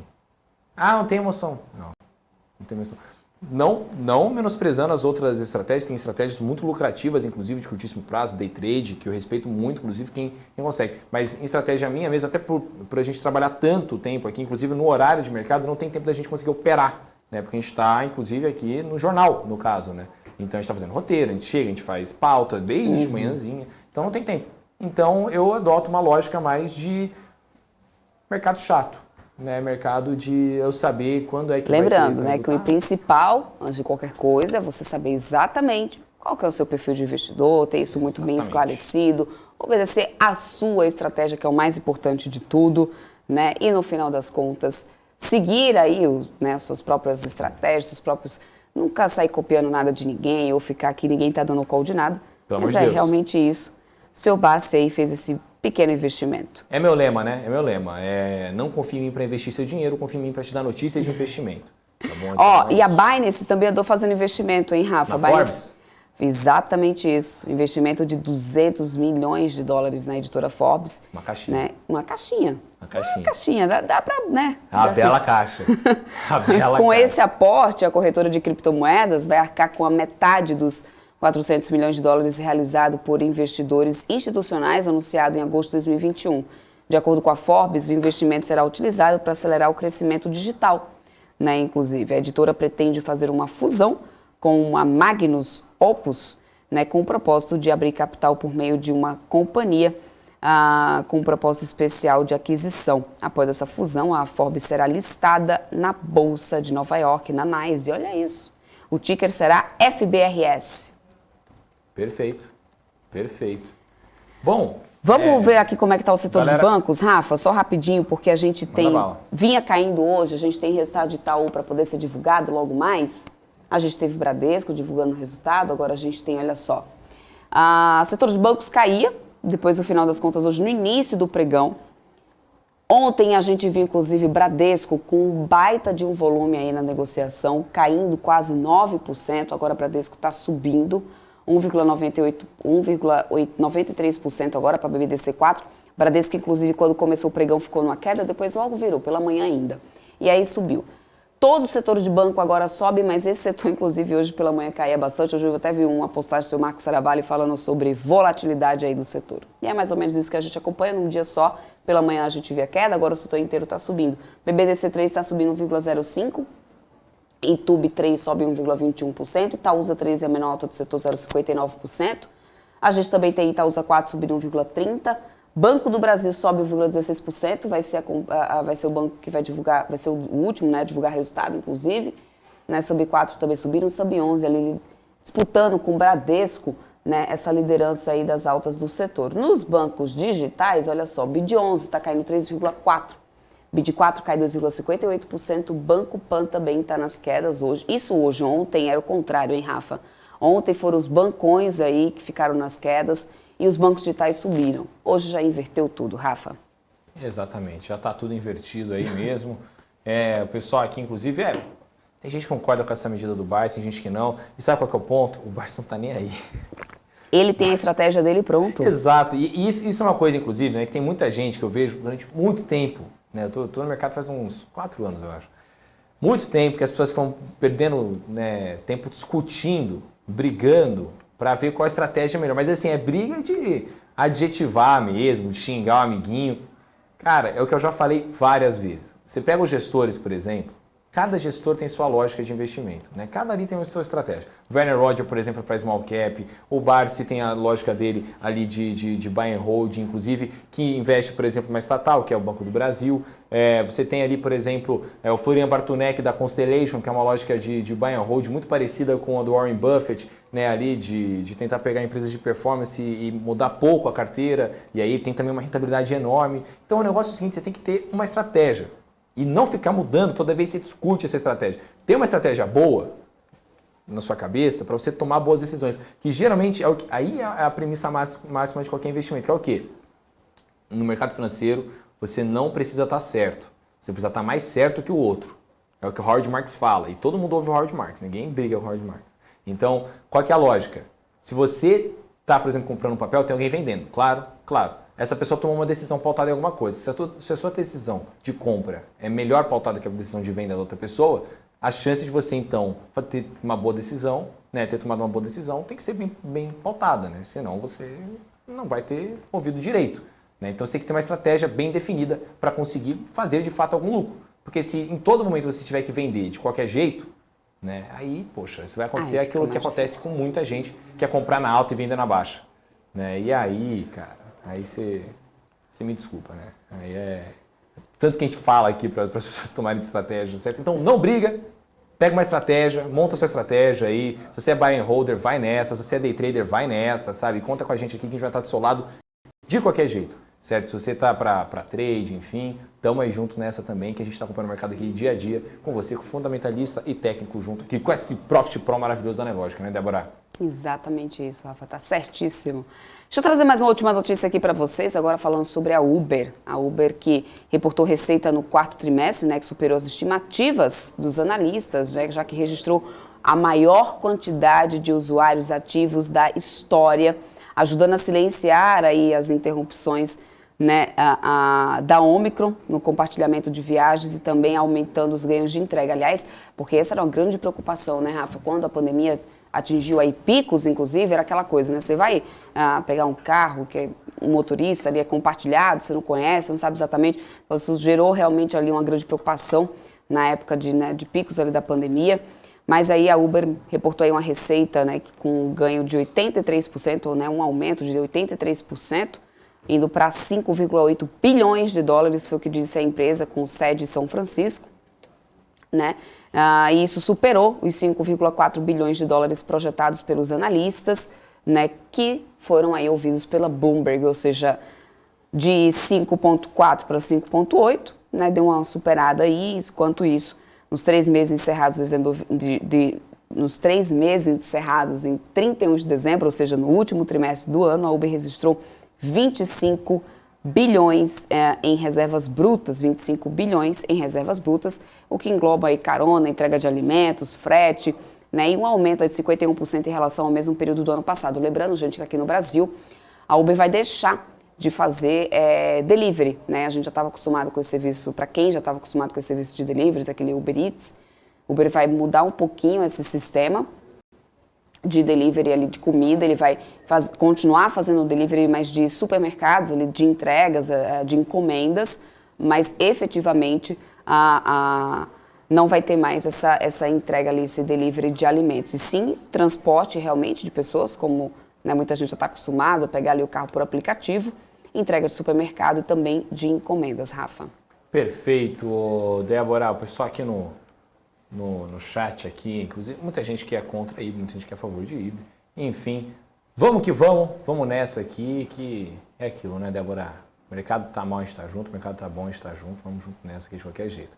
Bom, daqui a pouquinho tá chegando aí o grande Vitor aí para bater um papo com a gente, né? O Vitor Souza aí, analista da Genial. Daqui a pouquinho vem aí o pessoal da Voz da Consciência, me avisa aqui no ponto, hein? Me avisa no ponto quando ele estiver chegando. Enquanto isso, vamos de notícia, Rafa, porque a operadora do Galeão, sabe o Galeão lá do Rio de Janeiro? Sei. No aeroporto? Sei. Pois é, a operadora desistiu do negócio e deve anunciar a saída em breve, inclusive. A Change, eu acredito que é assim, que é uma empresa de Singapura, que é controlada, né, que controla o Aeroporto Internacional Galeão, decidiu deixar o negócio, segundo fontes que foram ouvidas aí por por vários veículos de imprensa, na verdade, não foi só um. A decisão deve ser formalizada ainda hoje, inclusive, e a saída vai acontecer após a ANAC negar, no início do mês, o pedido de reequilíbrio financeiro do aeroporto. A empresa está calculando aí pelo menos 7,7 bilhões e meio em perdas com a pandemia e tentativa de abater o valor das outorgas a serem pagas até o final do contrato em 2039. A gente sabe que esse setor, né, de turismo, aéreas, enfim, aeroportos, foram os primeiros ali a serem impactados porque os países fecharam fronteiras. A gente sabe que as taxas, né, de embarque, de viagem e tudo mais sustenta bastante aí os aeroportos. Então, a operadora do Galeão está desistindo do negócio, deve anunciar a saída já em breve, Rafa. Perfeito, Débora. Vamos lá bater um papo agora com o nosso próximo entrevistado, o Vitor Souza, que ele está aqui, ele é analista da Genial, já está aqui com a gente, acompanha o setor de saneamento, né, e também de energia. Mandem suas perguntas, participem. Vitor, boa tarde para você, seja bem-vindo. Boa tarde, muito obrigado pelo convite. Desculpa o atraso, acabei me confundindo aqui, mas estamos aqui, porque eu puder ajudar. Então vamos lá, queria comentar um pouquinho sobre esse contrato aí de prestação de serviços firmado pela Eletrobras aí para a retomada das obras em Angra 3, né? Como que você enxergou esse negócio? Um projeto que eu vou ser um pouco vago sobre essa questão, porque a gente está mandatado, a Genial está mandatado no case da Eletrobras, tá? Mas é um projeto que já se arrasta aí há quase 40 anos e, assim, como já é algo que se arrasta aí há 3, 4 décadas, o que eu posso fazer é torcer para que o projeto fique de pé, né? Eu peço desculpa por estar sendo um pouco muito generalista e não ir tão fundo no case, mas é por questões de compliance, eu não posso comentar sobre esse case especificamente. Dos demais, se eu puder ajudar, vai ser um prazer participar. Perfeito, perfeito. Ó, vamos que vamos. Então, queria te perguntar então um pouco sobre o case, né, da companhia, né, da Eletrobras aí. Quais os gatilhos que você acredita que devem tocar aí o valor do papel no médio prazo, né? A gente falou agora em pouco, inclusive, não sei se... Ó, Débora, eu tô ficando maluco. Não sei se foi hoje ou se foi ontem que você me falou. Sobre a Eletrobras ontem. Foi ontem, tá vendo? Eu tô vivendo num eterno filme do Christopher Nolan aqui todo dia. Mas é que você falou sobre a história da compra lá, da privatização da Eletrobras. Você acha que esse pode ser, por exemplo, um gatilho aí que vai voltar ao holofote do investidor, na sua opinião, ou Vitor? Você acha que isso pode ser aí um divisor de águas para o papel, para conseguir, né, voltar a andar? Pro papel, sem a menor sombra de dúvida. É algo que já se arrasta desde o governo Temer. E a pergunta de $1 milhão é exatamente qual vai ser o governo que vai conseguir executar. Eu acho que, para o governo atual, a questão é o tempo hábil, tá? A gente já está na metade do mês de fevereiro e, geralmente, ano eleitoral não acontece muita coisa. E, além disso, a gente já está cada vez mais próximo do ano eleitoral, vão surgindo coisas que a gente acaba não tendo tanto controle. O TCU deu uma opinião ali que pode postergar a discussão. Então fica essa questão, né? Eu só acho assim que a impressão que eu tenho quando eu olho o preço da Eletrobras é como se o mercado não tivesse muito cético em relação à privatização da empresa.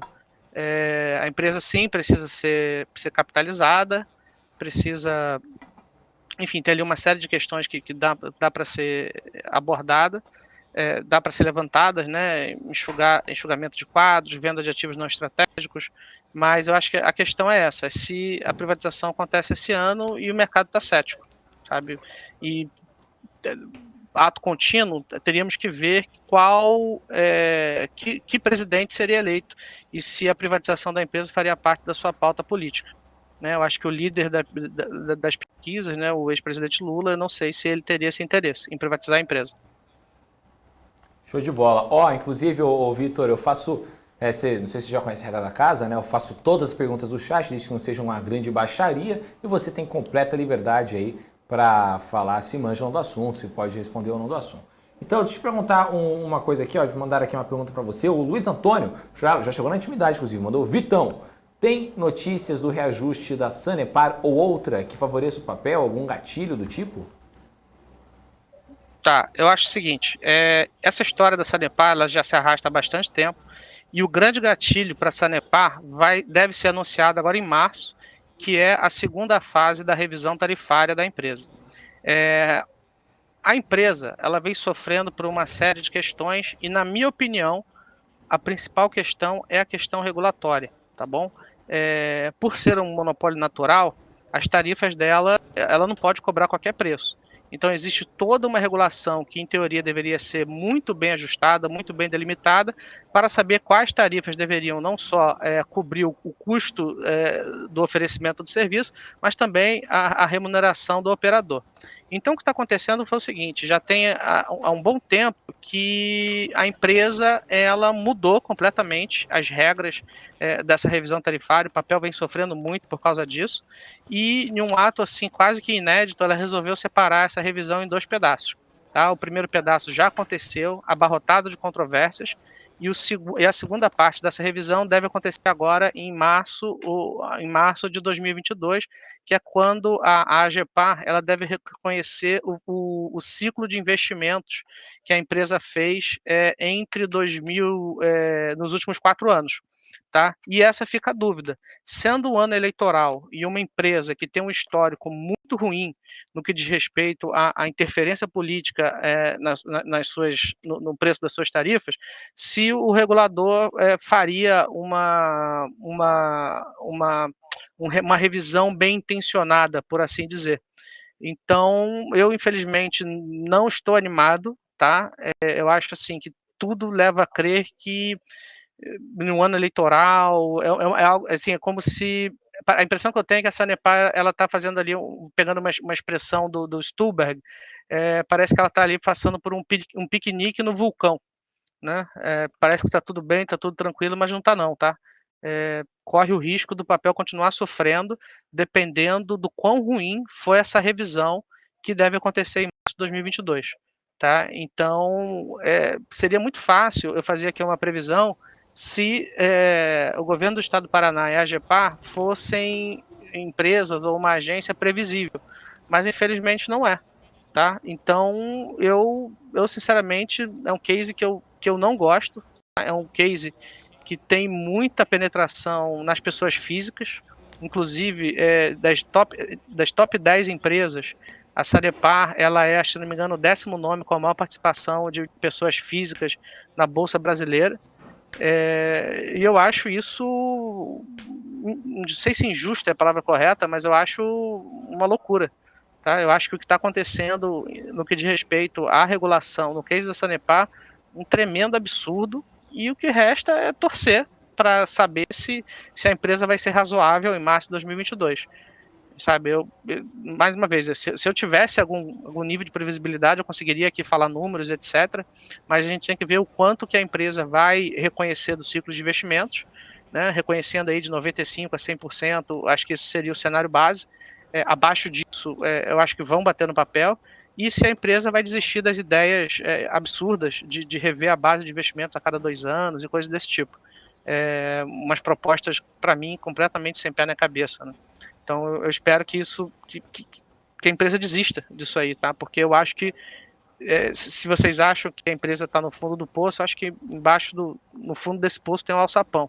Pode ter um alçapão dependendo do que saia da revisão da AGEPAR. Então, não é um case que eu sou confiante, não.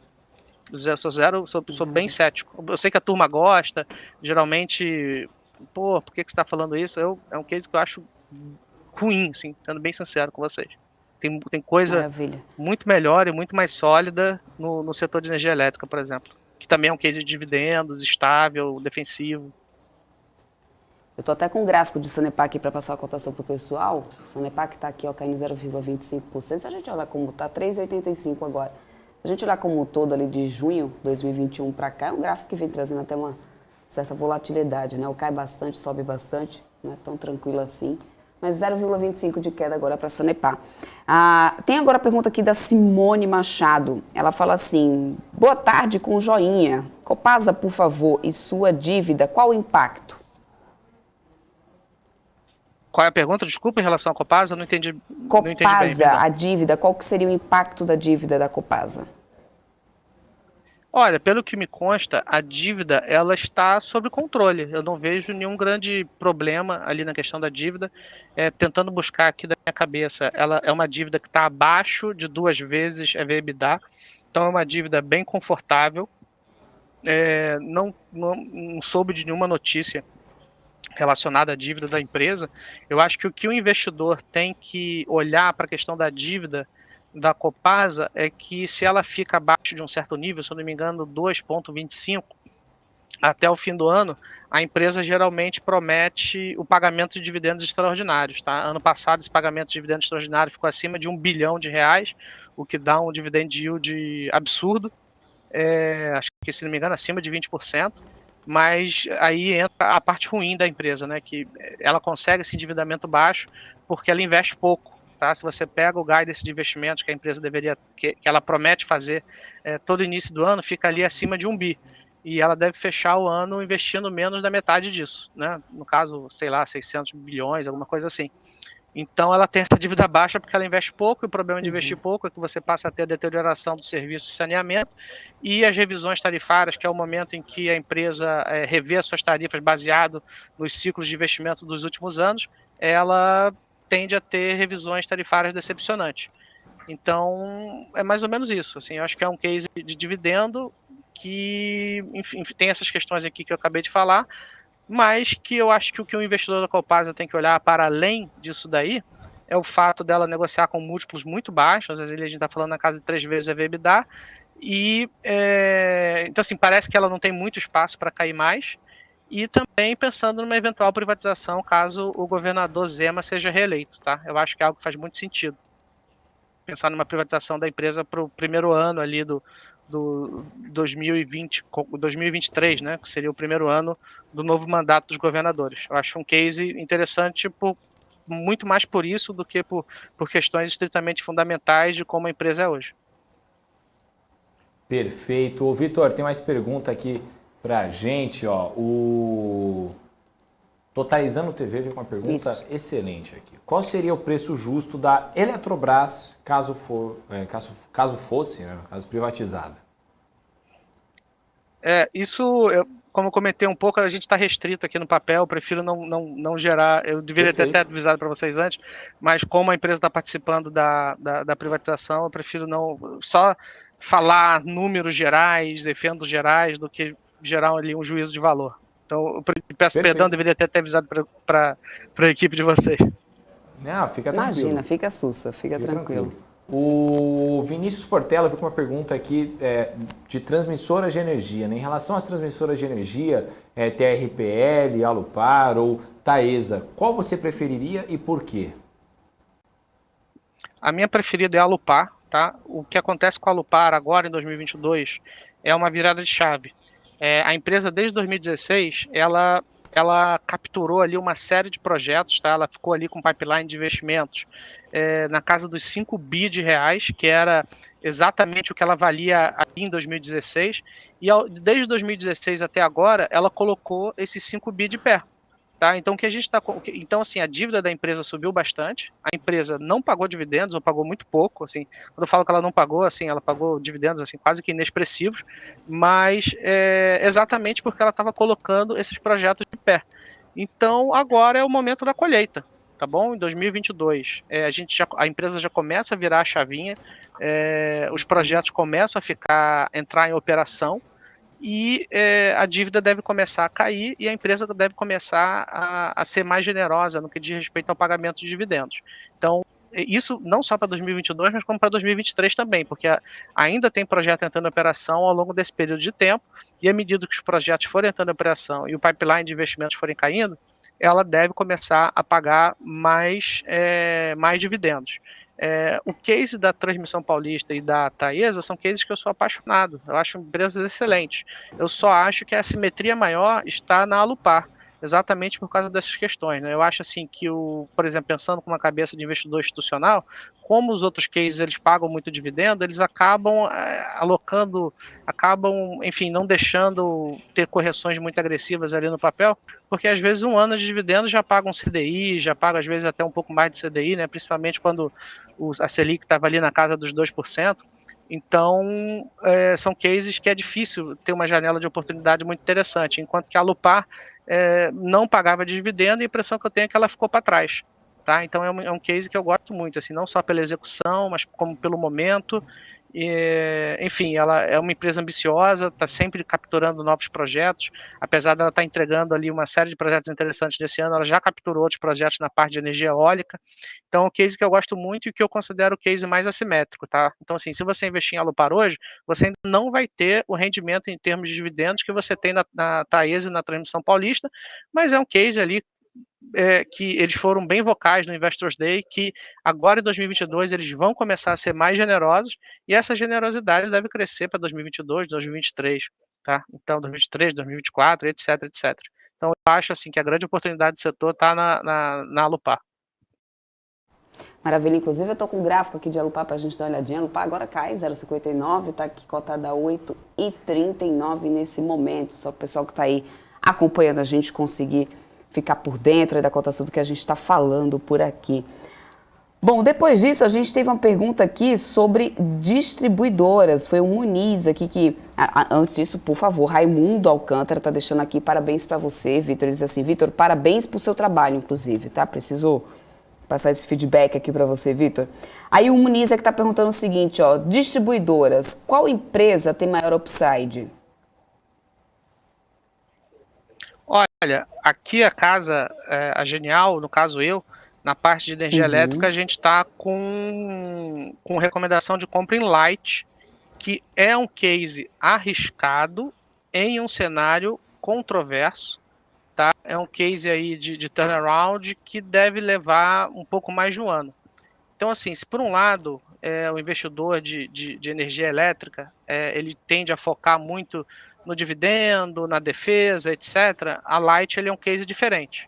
Então, assim, é um case para quem tem apetite a risco, tá? Então, se o investidor tem apetite a risco e tem ali um apetite para segurar a empresa, às vezes, por mais de um ano, eu acho que o upside, assim, no melhor dos cenários, pode ser até de mais de 100%, né? Dependendo de quanto que a atual gerência consiga melhorar, né, a performance da empresa, principalmente porque diz respeito às perdas, que são muito altas na área de concessão da Light, né, que no caso é a capital do Rio de Janeiro, Baixada, etc.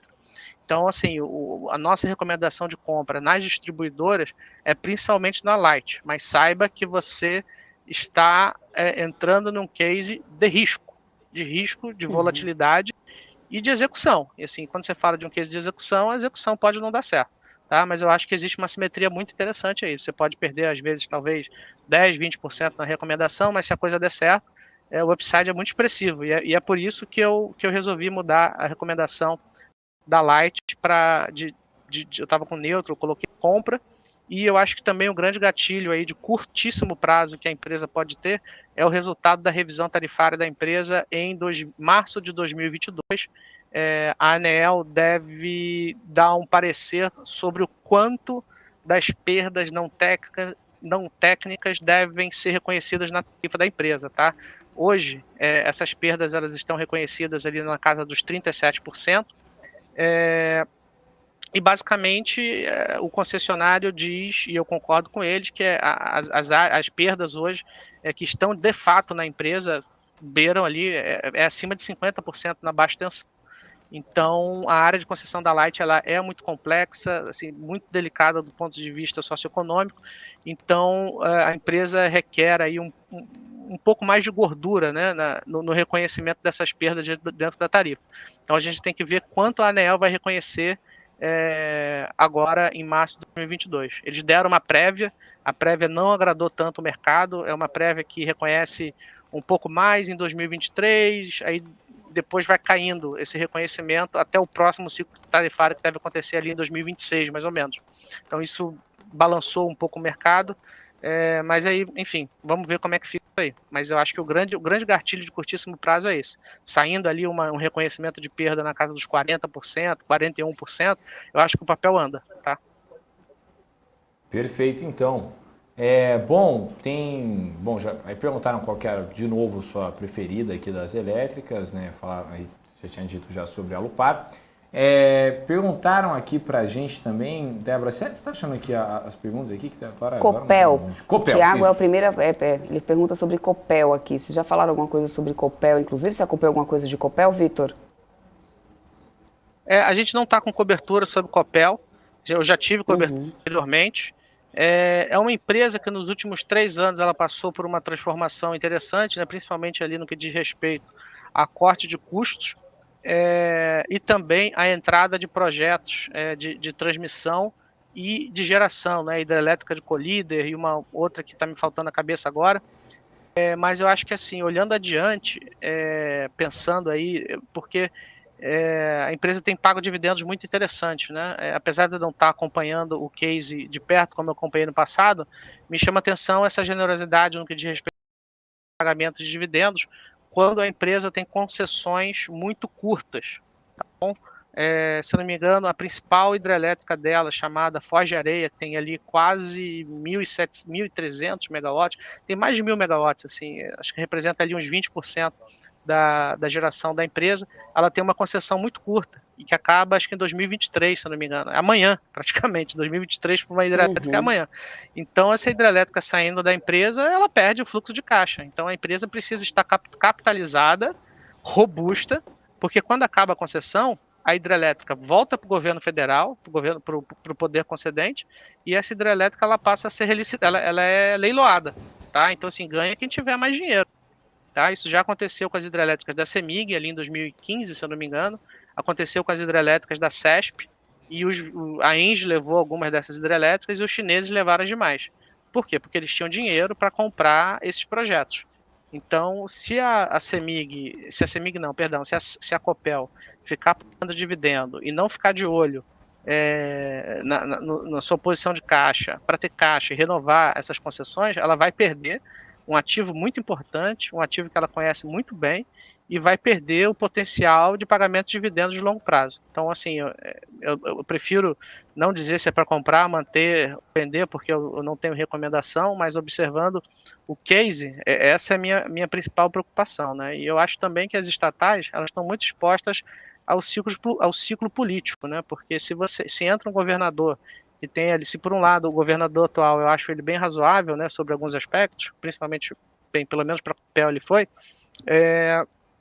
à medida que entre um outro governador que tem ali um viés um pouco mais populista, a empresa pode sofrer bastante, né? E geralmente quem segura o BO quando você tem um governador populista são os negócios de geração e transmissão, exatamente por terem margens muito grandes. Então, se esses negócios saem da empresa, como é que ela vai ficar protegida de um ciclo político não tão favorável para ela? Então, eu acho que esse é um dos problemas que eu observo no case da Copel. É um outro case que, apesar de eu não ter cobertura, eu não sou apaixonado, assim, só para deixar claro. Entendi. Antes de eu continuar com as perguntas aqui do chat, deixa eu só me despedir rapidinho aqui do Rafael, que ele vai preparar aqui. Daqui a pouco ele está de volta no Deal, certo, Rafa? Porque hoje, o que vai ter? A gente vai ter 2 gravações de BMC Deal para galera de casa. Eu já vou dar um spoiler já, né? Vou receber agora, né, gravado, a gente vai fazer gravado aqui no outro estúdio, o Sol Fine, que é um CEO da Innovative Assessments. Então vai ser a primeira vez que vai ter uma entrevista 100% em inglês aqui na BMC, então a gente vai fazer gravado para ter a legenda e tal. Ele a fintech dele israelense enorme, enfim, tá chegando aqui no Brasil. E depois, às 6h45 aqui no BMC Deal, aí ao vivo, aqui com a participação do público, eu volto para a gente bater um papo com o pessoal lá do BID, do Banco Interamericano de Desenvolvimento, aí sim, em português aqui ao vivo, com todo mundo, tá certo? Então eu vou lá correr, um beijo a todos. Debs, toca aí. Maravilha, eu continuo aqui com o Vitor. Vitor, vamos lá, tem mais perguntas aqui no chat para você, agora do Vilmar Clique, que está perguntando sobre Banrisul. Ele disse, nunca mais se falou em privatização, haveria uma boa valorização do papel caso o governo do Rio Grande do Sul tivesse aí a intenção? Você acompanha Banrisul alguma coisa, não? Não, mas a equipe de financials aqui acompanha. Eu não sei a opinião deles, mas eu acho que também a gente tem que ficar de olho. Mas tem assim, tem que ficar de olho em quem vai ser eleito, né? Eu acho que caso o governador Eduardo Leite venha de novo numa reeleição, ele está sendo bem vocal dizendo que não, mas caso ele venha, eu acho que vai ser um case bem interessante, né? Ele tem um viés bem privatista, mas eu não sei se esse seria o cenário base para a Sanepar. Desculpa, para Banrisul. Imagina, fica tranquilo. Light, o pessoal está querendo saber também sobre a Light aqui. Passivo judicial da companhia. Qual é a pergunta? Sobre o passivo judicial da companhia? Da Light, isso. Tem algum específico ou a pessoa só... assim, de maneira um pouco genérica. Ele assim, só falou porque isso, passivo Felipe judicial Nicásio. é algo... fica um pouco complicado, porque assim, essas empresas que são concessionárias muito grandes, com milhões de clientes, e empresas muito velhas, não é comum ter esse tipo de coisa, entendeu? Se fosse algum case assim, muito bilionário, que chamasse atenção em relação a outras medidas judiciais, eu acho que se destacasse, eu acho que eu teria essa resposta mais na ponta. Aí se ele citasse, talvez eu conseguiria pescar.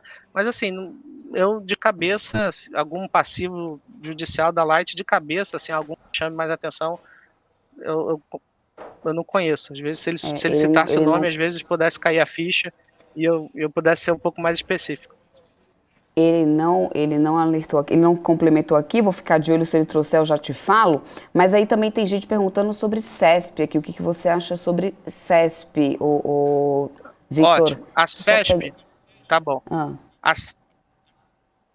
Eu tô querendo só achar quem que lá. perguntou aqui sobre a CESP para te passar. Fernando Luiz, CESP 6, pronto. Opa, Fernando. Tá, eu acho o seguinte, a CESP, se não me engano, ela tá na casa dos R$22, R$23. O que acontece? A CESP, mais do que o lucro ou o fluxo de caixa que ela vai reportar agora no próximo trimestre, ela virou um case societário. Por quê? Porque ela está passando por uma incorporação. Está passando por uma incorporação onde vão ser incorporados uma grana de um dos controladores, né, que é o grupo de pensão canadense, e os ativos da Votorantim Energia, que era outro controlador. Então, assim, vai se formar uma nova empresa em que os ativos da CESP vão fazer parte disso e vão ser incorporados também os acionistas da CESP. O preço foi proposto pelos ativos da CESP, ficou na casa, se não me engano, dos R$28, o que é um preço de tela bem distinto do que a gente vê hoje, que estava ali, como eu comentei, estava na casa dos 22, 23. Então, assim, daí você já tem um upside, mas para além disso, tem a questão de que a 22, R$23 a gente está falando da empresa negociando a preço de valor patrimonial. Eu acho que é muito pouco. Eu acho que à medida que ela foi incorporada nesses novos ativos, tem muito valor aí a ser destravado para além desse valor patrimonial, que é o valor de tela que a gente vê hoje. Então a gente está falando aí de uma empresa que vai passar a ter crescimento, tá? Hoje, como a empresa é hoje, ela não tem crescimento, ela não está desenvolvendo nenhum projeto, então vai ser uma empresa que vai ter mais crescimento, vão ter sinergias operacionais ali dentro, e também, ao invés de ter a CESP 3, a CESP 6, a CESP 5, vai virar uma empresa de uma única classe de ativo, de uma única ação, né? Ela deve, enfim, a nova empresa a ser formada, ela vai ter só uma ação, então assim, você tende a ter uma melhoria e uma melhor precificação aí do ativo no médio e longo prazo. Além disso, chama atenção também a questão de que esses 22, R$23 está relacionado ao direito de retirada que o acionista minoritário da CESP vai ter ao longo da incorporação de ativos, né? Então, assim, o direito societário diz que sempre que houver, assim, eu vou tentar resumir, mas sempre que existe algum movimento muito expressivo, né, assim, muito marcante por parte da empresa, seja uma compra de um ativo muito grande, ou então a alteração da sua natureza societária, da sua natureza de negócios, ou então uma incorporação e coisas do tipo, o ativo minoritário, o acionista minoritário, ele tem o direito de se retirar e receber em caixa o valor das suas ações, né? E o valor patrimonial da CESP hoje é de 23, eu lembro, considerando o último balanço publicado, é exatamente de R$23. Então eu acho que a ação ela está orbitando nesses 22, R$23 exatamente por isso, até o momento que baterem o martelo e que esse processo deve ser disparado. Mas eu acho que quem tem a empresa deve manter, tá? Eu acho que tem valor aí para ser arrancado. Os termos da incorporação já foram postos na mesa, e eu acho que, como comentei, a R$23, a preço de patrimônio, eu estou achando que está muito barato. Tá? Eu acho que tem uma história muito boa a ser contada para a CESP, que por sua vez vai passar a fazer parte de uma empresa muito maior. Então, eu manteria minha posição dentro da CESP. Maravilha, Vitor. Inclusive, eu estou dando uma olhadinha aqui, CESP que vem, estava aqui, nesse momento, estava aqui, ó, subindo 0,47%. Quem está liderando alto aqui agora, por enquanto, no setor é Copel. Agora Lights, Copel Light, então, Invertendo lá, a gente sobe 0,93%, né? A energia que cai agora 0,56%. Bom, mais uma pergunta aqui, dá tempo para a gente ir finalizando aqui, partindo para o nosso finalzinho do nosso papo. Vinícius Portelo, na verdade, ele está perguntando assim, ó, passando a crise hídrica, a ENGIE deve retomar os preços anteriores, na tua opinião, Vitor? Eu acho que deve, inclusive acho que já está retomando, tá? Ela ficou bastante tempo ali na casa dos R$38. Eu acho que na casa ali dos R$38 é quase que um preço de Corona Crash. Se você der uma olhada lá no nível de preço que ela alcançou quando aconteceu ali a grande queda de março de 2020, ela ficou bastante tempo ali na casa dos R$38, né? Eu acho que para mim era um buy muito claro. Inclusive, eu ainda tenho recomendação de compra no papel e eu acho que ainda ela deve seguir nesse movimento, tá? Eu acho que ainda tem aí valor para ser retirado na empresa. Assim, eu acho que a bacia das almas já ficou para trás, né? Que era quando ela, como comentei, quando ela ficou ali na casa dos 37, 38. Mas acho que a 41 ainda vale a pena manter a posição. Acho que se chegar ali na casa dos 46, 47, já seria o caso de se desfazer. Ou então manter, né? Se você for um acionista de longo prazo e não se importar com eventuais oscilações para cima e é aquele cara que sempre tenta comprar mais ações quando acontece alguma coisa mais complicada e o preço do papel fica muito amassado. Então, eu acho que é mais ou menos isso. Eu acho que compra ali para a ENGIE é algo ali até na casa dos R$40, que é o que ela está hoje, né? Acho que ela está ali uns 41. E é um case muito bom, cara. É um case AAA, assim, um case que dispensa apresentações. O Investors Day dele em dezembro do ano passado também foi de altíssimo nível, de altíssima qualidade, muita informação importante sendo destravada. Os planos para TAG também, junto com o novo marco regulatório aí do gás, muito crescimento. Então, assim, é um case também que, para quem for buy and holder, e principalmente depois do papel ter ficado tanto tempo ali na casa dos R$38, R$39, acho que quem comprou nessa casa aí fez uma aquisição para deixar para os filhos e para deixar para os netos. Maravilha. Bom, falta pouquinho aqui para a gente finalizar esse dia, finalizar essa quinta-feira. Eu queria que você deixasse aqui, claro, quero te agradecer a tua participação aqui com a gente, Vitor, mas quero deixar aqui o espaço para que você deixe suas recomendações aqui para o pessoal, considerando esse cenário que a gente, inclusive, está vendo, né, de juros e tudo mais, tudo que a gente vê de um setor macro também, né, qual recomendação que você deixaria e o que você diria para os investidores que estão assistindo a gente agora para deixar no radar nesse setor? Tá, eu gosto, acho que a minha top pick é a Alupar. Meu segundo nome no setor é ENGIE, que são empresas que, como comentei, dispensa apresentação. A gente tem recomendação de compra também para a Sabesp. E eu recomendo ter cautela com a Sanepar, tá? Eu sei que a internet gosta muito da Sanepar, mas o que está acontecendo ali com a empresa é muito sério. Não é a primeira vez que eu venho trazer esse alerta aqui no próprio BMC. O que está acontecendo com a empresa é muito sério, tá? Não fiquem... Negócio de caiu, comprou, é só quando a empresa ainda tem fundamentos interessantes. É o caso da ENGIE. A ENGIE chegou ali a 38, vamos comprar a ENGIE, é um papel maravilhoso. Não é um ano ruim de hidrologia que destrói o case da empresa. Tá? Agora, regulação ruim por uma empresa de preços regulados é algo muito sério e tomem cuidado. Assim, eu não tenho bola de cristal para saber o que vai sair da AGEPAR ali em março de 2022, né? Espero que eu esteja completamente errado e que as minhas preocupações sejam uma página virada, porque eu sei que tem muita pessoa física dentro do papel, mas eu vejo dessa maneira, tá? Então, assim, se for para ter Sanepar, fica com um pouco menos, não fica com uma posição muito expressiva dentro da carteira. Acho que é mais ou menos esse o recado que eu tenho para dar, tá? Eu sou bem cauteloso aí com essa ação. Maravilha, recado dado muito mesmo. Muito obrigada pela tua participação, pelo teu tempo, Vitor, de vir aqui, compartilhar um pouquinho dessa tua visão aqui conosco. Agradeço muito e a gente, claro, espera você aqui já em outras oportunidades para poder fazer esse fechamento aqui do mercado junto conosco. Obrigada, até uma próxima. Tchau, tchau. Obrigado. Até mais. Bom, gente, vamos partindo aqui para o finalzinho já. Falta pouco menos aqui de 4 minutos para poder esse pregão encerrar. Então, quero já trazer aqui esse Ibovespa, trazer o índice todo. Deixa eu só mudar aqui para o Ibovespa nesse nosso monitor de mercado para a gente entender como que vai fechando aqui essa quinta-feira, que o Ibovespa né, traz aí um rumo mais definido, 113.231 pontos. O Ibov, que já começou o dia em alta, tomou um susto ali na hora que, né, saíram os dados da inflação americana, mas não só aqui no Brasil, como todas as bolsas aí inverteram o sinal para negativo naquele momento. Logo em seguida o Ibov veio se recuperando, muito com a ajuda de commodities e também, né, de blue chips. Agora o Ibovespa está aqui com 0,69% de alta e 113.231 pontos. Eu vou ampliar aqui o meu monitor de mercado para quem estiver acompanhando a gente aí pelo Profit da Nelogica, vem comigo aí, já abre aí o monitor, vamos dando uma olhada aqui de como que a gente vai encerrando esse dia. Local Web